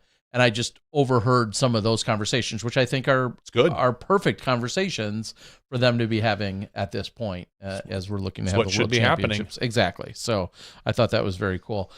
Quickly, I'll throw in that I know the Southeast Asia Tour for next year is continuing to release dates and information for various event signups. So I want to throw that out there. In fact, actually... if I can find it quickly, I will try and share it with you. But PDGA Asia and the tour and everything else, finding their registration dates. Okay. So that gives you guys a better idea of what's going on. January 9th to the 11th is the Asia Open in Taipei. January 20th to the 22nd, Siam Open in Bangkok. Week later, Samui Swine in Koh Samui. Week after that, Chiang Mai. A couple weeks after that is going to be in the Philippines. Then a week later, Japan, and then the Tour Championship taking place in China. So all happening January through early March. And registration is out there. You can find it on the PDGA Asia Tour page, which I'll also link to. So people can sign up. It's crazy to think. Right, like whether it's the tour down under in New Zealand, whether it's Asia or some of these other events, it's just crazy to already be thinking about our life in 2026, right around the corner. We make it that long. I don't know why we wouldn't, but I think I will. Yeah. So I know my life insurance guy called me today and asked me if I wanted to re-up my life insurance. Like, have you been talking to my wife? It's like awkward. What did she say? No, my life insurance goes, my term life insurance goes through like until I'm 53. And every year that I don't do it, it goes up. Like, oh, you want it for 20 years? Oh, well, now you're going to have to pay $300 a year, $320 a year, or whatever that number is. Mm-hmm. But he called me today. He's like, hey, I like to call once a year. And he's the worst salesman. Let me just tell you. Like, well, I mean, how fun is it to sell life insurance in the first place? You have to, like, it felt like he did zero prep work, even though he had this on his books. I think they even, like, sent me an email that they were going to call me at some point this week. But I asked him a question like, oh, if this and this, then what happens? Like, oh, I don't know. It feels like something he should just have on hand. And he's like, well, hold on, let me go through. And I think it's going to be this. And how do you spell your last name? Like, dude, you called me. And I had originally bought the life insurance policy from his wife like 15 years ago, I think. Yeah, I think it was 16 years ago was when I bought a life insurance policy because it was pretty cheap at that age. Mm-hmm. And now I think his wife has passed on to him. She hasn't passed away, but she passed on a lot of the business to him. And so he's the worst. So I just usually tell him, like, just email me what I need to do for next year if I need to renew. And I think I told him the exact same thing last year and I never renewed, and I'm probably not going to renew this year, but it's like, just be prepped, old man. Yeah, he does sound like a terrible. He's a terrible sales. He's a terrible salesperson. Like, if you were going to sell somebody life insurance, you think you'd know a thing or two, and know how to spell your name. You know how to spell your client's name. Maybe have all that stuff prepped as far as what the costs are going to be, as opposed to be like, hold on, you're how old, and you're pretty in good health, right? I'm like, yeah. Like, oh, okay, and like I could understand if like last year he asked me the exact same questions. Maybe he should have that information. He didn't, like, hey, has anything changed in the last year? Did you lose a limb? Did you, are you eating poison on a regular? Like, no, I'm still good, bro. Yeah, this guy was awful, and I just wanted to get off the phone with him as fast as possible. And which, an insurance salesperson, go figure, but, you scare me. Tell me how I'm going to die soon or something. Like, hey, guys your age, how's your ticker doing there, buddy? Like, click, tick-tock, tick-tock, try to get me, try to sell me on this. But he was atrocious, mumbly, quiet. He's clearly an old man. I bet you he's. Yeah, I think he's got to be in his mid-60s, I think. And he just didn't feel like, hey, you're not trying to actually sell me. You're doing your due diligence to call me once a year, and that's about it. And you know? Speaking of missed opportunities, I read those articles in the paper. I missed connections on Craigslist, right? I don't know. I did not. I failed to bring it up and therefore rub it in how bad the Packers were beating the Lions while we were in Michigan this weekend. Oh yes. But half the people you're with don't care. Like they're not. I mean, the staff probably does. The staff are probably Lions fans, but I mean, when I'm on the broadcast and field reporting, I feel like it's worthy of mentioning, knowing I'm from Wisconsin, and we're playing in Michigan. Meanwhile, the Packers were. Yeah, that could have been a Sunday. I mean, it was a Sunday afternoon at 3:00 game, so it's right as you're getting. MPO was teeing off. MPO teed off at 2:30 your time. The game started at 3:30 here, right? No, I think it was closer to 3 there. Oh, the lead card, yeah. I'm sorry, the broadcast always goes live at 2:30. Anyway, at any point. But any point is, I later failed in the round to mention. You could have. I know, and I thought about it at one moment, and at no point did I lean into it. I figured I didn't need to. There's a lot of Michigan fans that turned out for it. I didn't need to be the one guy, you know. But I got a big target on my back. But I'm handing out cards. I'm handing out cards, guys. Like me. Exactly. So, but yes, that was kind of one of the side notes from the weekend as well, watching the Packers defeat the old Lions. It was fun. And then, unfortunately, Monday Night Football, watching the Bears crumple to Vikings. The Vikings. Yeah. They look good in the beginning, and then poor old Bears turn into the Bears. Yeah. Anyway, and then the only other, just as a timestamp, but I made the joke a little earlier, is I didn't know anything about the Phillies Marlins game with that woman. I literally saw it's just I saw a picture of her, and I didn't think anything of it, and it was like a little bit of text, and I was like, whatever. It wasn't until the next morning it was very much more in my feed, and then I actually saw it, and I was very amused. I've then since been amused by all the other things that have come as a result of it. I thought it was funny. I was trying to think of a way to defend her, like. The dad ran over 20 seats, whatever, to grab this ball, which I don't care. I couldn't see because I think it was down below the seats. Did he literally take it out of her hand?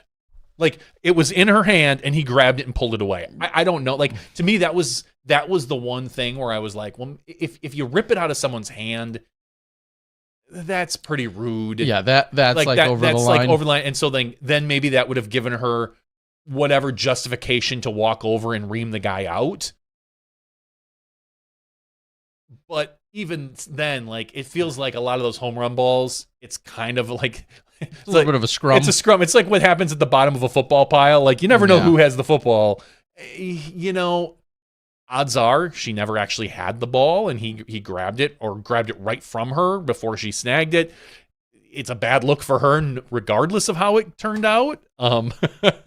I wouldn't recommend doing that, especially like you walk over there and this guy's with his kid. If it was like a dude without his kid, and he's with like 6 of his drunk buddies, just like maybe you have maybe you look less like a total stoneheart. But like the dude's hugging his kid, and with a big smile, he got a home run ball, and his kid's got the ball. Like, at that point, if I'm really upset and I'm that woman, you just have to take the L. Like that is just such a there's no justification of like and then you see this past week they've replayed a lot of the different adults snatching things from kids. A week or two ago at the US Open, the guy grabbed the hat. There was another foul I think it was an outfielder was tossing a ball to a little girl, and this woman like jumped in front and snagged it and then ran. Like, you're like, he was clearly aiming for the little girl. Like, and so like those are I've seen a lot of those in the last week. It's hard. I couldn't, honestly, like I said, I tried to think in my head, like I always like to try to look at it from other people's perspectives. What would have riled this woman up so much? He clearly didn't like elbow her or hit her or anything, but I'm like, maybe he just snatched it truly out of her grasp under the chair. And maybe he didn't know he did it. Like, you're just reaching down there, and I, it's hard to say. Like, well, if she lawyers up, it sounds like you're her guy. I'm not gonna. I am not qualified for that argument. But my favorite of all, I've seen a lot of random things. The one where she turned into Gollum, that was pretty great. The Savannah Bananas did one. Where this guy goes over, retrieves it, brings it back to his son, and then the Grinch comes running over and demands the ball. I think somebody in a Grinch costume comes over and demands it back. So there was a few funny plays on that. So I am happy to report I survived not one but 2 stops, late night stops in Gary, Indiana. Oh.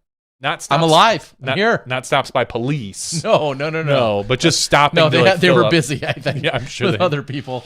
There is a place, and I put them on my Instagram feed today. I didn't know they were on Instagram. But it's Philly steaks and Philly cheesesteaks and lemonade. That's what they focus on. Okay. I went there. I'm going to say it was probably 6 or 7 years ago. Maybe on my way either to Michigan or to Idlewild. You didn't just make a trip down there for the Philly, No, I did not this time. But lemonade? I stopped and then fell in love with the place, though. Like, so good.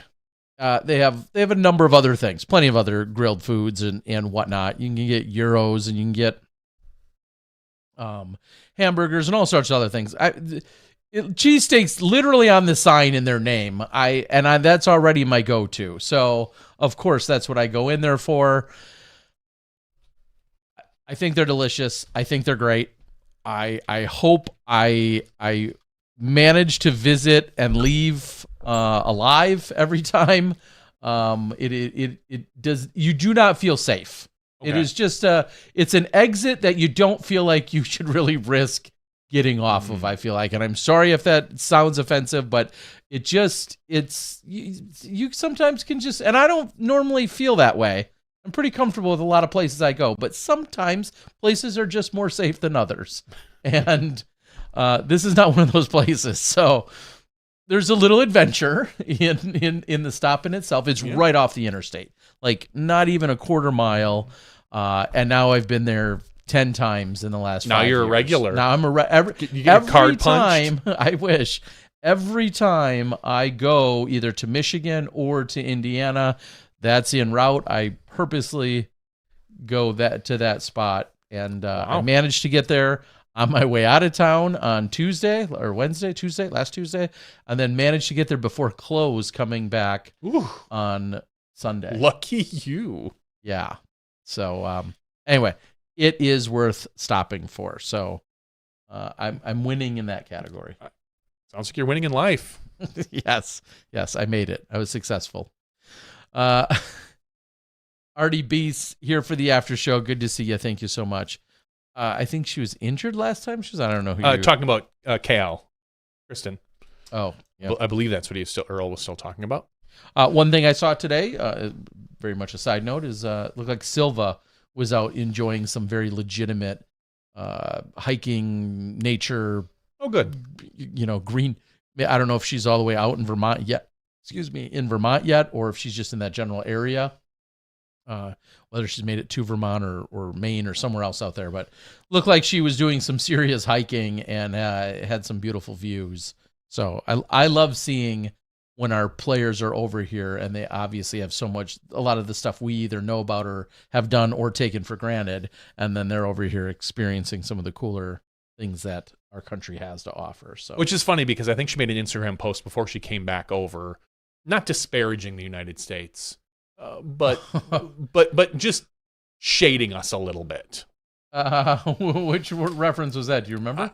I think it was about her safety was one. Oh, really? Yeah, just in general. Like I think it was a post at home, something about how did she not just hear me talk up Gary, Indiana? I don't. I mean, come on. You should take her to the cheesesteak place, Terry. Like, hey, Silva.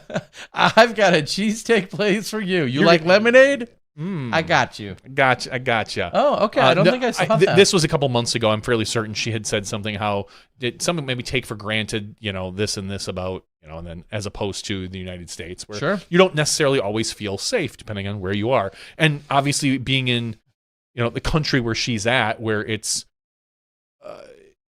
culturally much different, maybe more homogenous and more familiar.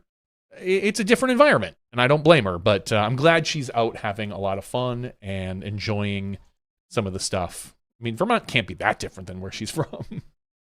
Well, and coincidentally, just go to maybe one of the more obvious things. I was just looking for Finnish or Finland gun violence. And I'm just going to go ahead and make an assumption that there was more gun violence in the U.S. today than there's probably been in the last 10 years in Finland. Well, yeah. That's just a guess. Pick a state, though. And you're probably, I'd say probably within, the last couple of years. So anyway. Okay. No, I'm happy for her. All right. Let's do some giveaways. We got double giveways. Two time.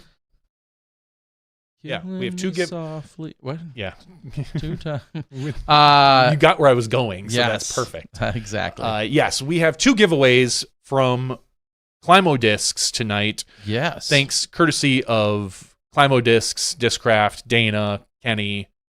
Kenny personally sniffed each one of these discs. Yeah, and I had dinner with him. I had dinner with you too. I had dinner with him and Dana.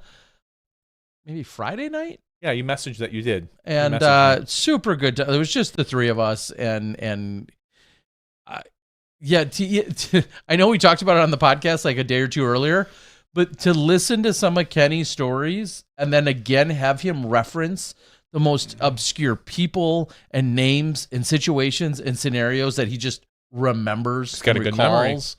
Was so funny. And I told him, I said, hey, I was just talking about you a couple days ago on the podcast and how you have that knack. And it's so interesting. And I asked him just flat out, what do you think about Gannon? It's like the kid's got basically, I'll paraphrase, but he basically said he throws all the right shots. It seems like he throws all the right shots at the right times. He therefore also has a very high disc golf IQ. I'm trying to remember what else. Nothing but accolades and praise, though. Yeah. And he game recognizes game, I think is what used to be a saying out there. Used to be, yeah. Was that before or after you had a Charlotte Hornets starter jacket? Oh God, I never way had. After. Yeah, it would have been way after. I've never had a starter jacket, but maybe you should. I hear they're coming back. I guarantee you they've come back at some point. No, I know they did. Yeah. But then they probably fizzled again, so now it's time to bring them back again. Oh, double bring back. Wow. The double nostalgia drop. Yeah. I don't know. It's an idea. I'm sure that's a great idea. 104 people eligible for our giveaway tonight from patreon.com/SmashBoxxTV. Like I said, we're giving away 2 things tonight. Terry Miller, I need to generate a number. You need to tell me how many times I Ladies pushed that first, button. This was the 3rd Elite Series or major win by Missy Gannon this year. So 3? So let's pick the 3rd number. All right, our first number is 33. Our second number is 37. Our fourth... Don't be in the 30s. Sorry, our 3rd and final number is 59. 59. 59. I'm going to pull this up. I sorted it by first name, so original 59. Ken Climo disc action. It is... My glasses suck. Lance Stroll's barber. Lance Stroll's barber. So Lance Stroll, his barber, actually gets this. Okay. I like that.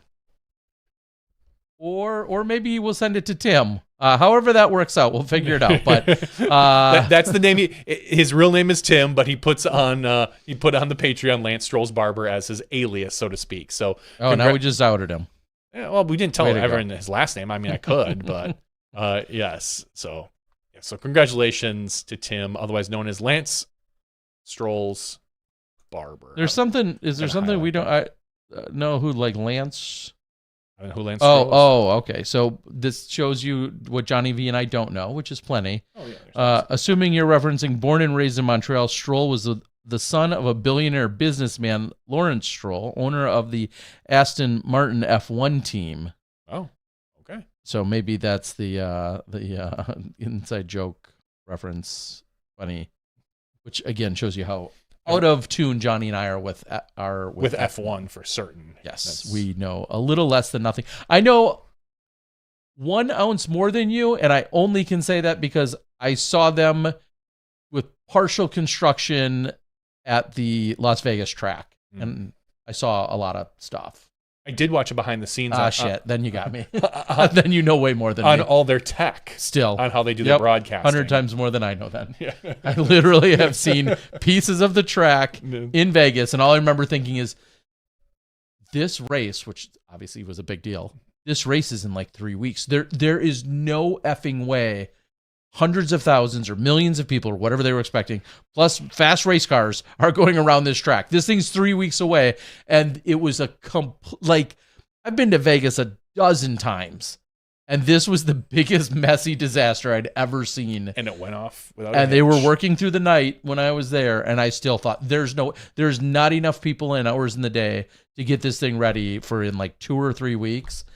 And apparently it went off just fine. It was done. All right, Terry Miller, I need another number to generate so we can give away another prize from Climo Discs. I don't know how it can't be the number 5 with a shout out to our buddy Silas Schultz. So do I generate 5 more or 2 more? I think just 2 more would be good. 2 more. Just to take it easy on you. I know how tough counting can be. Yeah, it's true. Counting today has been tough for me. Our 4th number we generate tonight is 41. Our 5th. 41. Stop. Our 5th and final number, 6-7. if it's 6-7, Oh my God. I'm quitting. I'm just quitting the podcast. My kids and every kid in the world would lose it. 81. 81, Terry. Let me pull up the sheet here. You want to see how dumb it is? Just go to any social media. Ron Schwartz. Ron Schwartz. Thank you, Ron.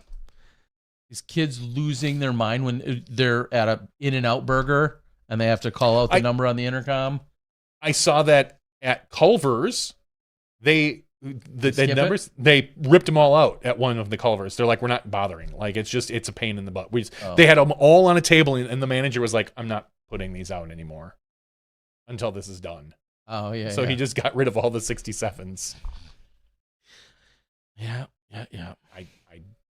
I don't get it. You don't need to get it. It's stupid. I don't even know it will pass. I don't even know what it means. No, and I don't care. Yeah, it will pass. And trust me. And that's what I keep telling my kids with all these things, which makes me even more that doubling down as a jerk dad.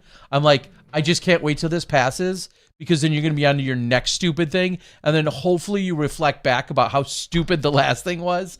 But they're kids, and no, they won't. And it's not my kids. It's millions of kids around the country. It's and a around lot the of world. kids. I'm sure some of my son's friends do it. I've never heard my son utter the phrase, thankfully, but I'm sure some of his friends do, and they know. Obviously, I think he knows the meme. Yeah. But I imagine as a teenager, you can't not know it. Yes. It's where we're at. It's where. I mean, we don't look. Do we look back and think of like the term like radical, which we used in the 80s? Like the whole Ninja Turtles cowabunga. Yeah, and some of those words stuck, and you get it. That's how you do permanently get some words. I get it, and certainly there's a million things we said, appropriate or otherwise, that are no longer. So I get it. So I'm only half picking on them with this. What I think is more crazy, because of the way kids can communicate so much more quickly and globally, is the fact that all these dumb things. There's like the magnitude is like 100 times greater, and then with that, also the shift of them moves quicker. So that's a good and bad thing. I typed into Google what does, and the very first autocomplete was what does 6-7 mean. Yeah. Anyway, I also real quick on a unfortunate note, really, and I maybe could have mentioned this a little earlier. A local to Johnny and I saw on Facebook just before I got here, actually. A local disc golfer, Gene Halaska, disc dog, has passed away. Oh, I did not know that. And I just saw it today.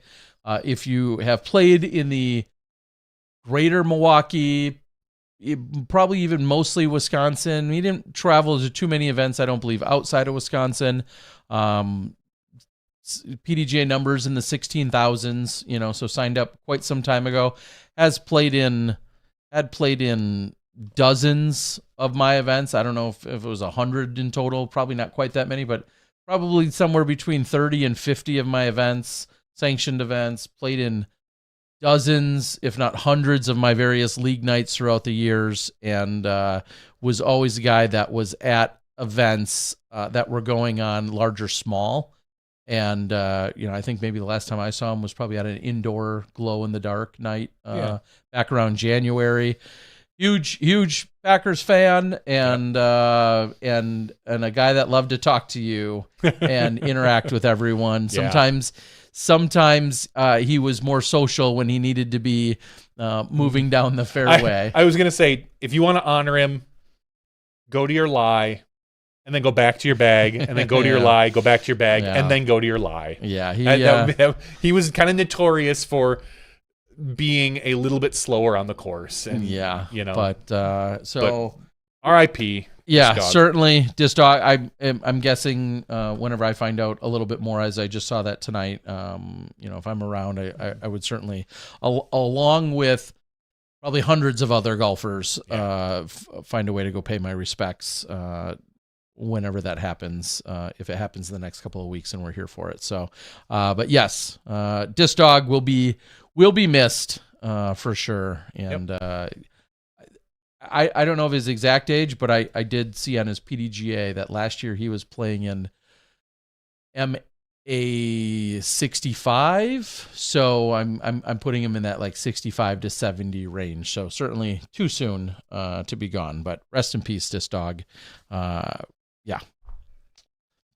We're here on the local perspective. And again, I know plenty of people from all over the Midwest actually know him. So with that, a couple of people recognize him on the board. Certainly a good guy.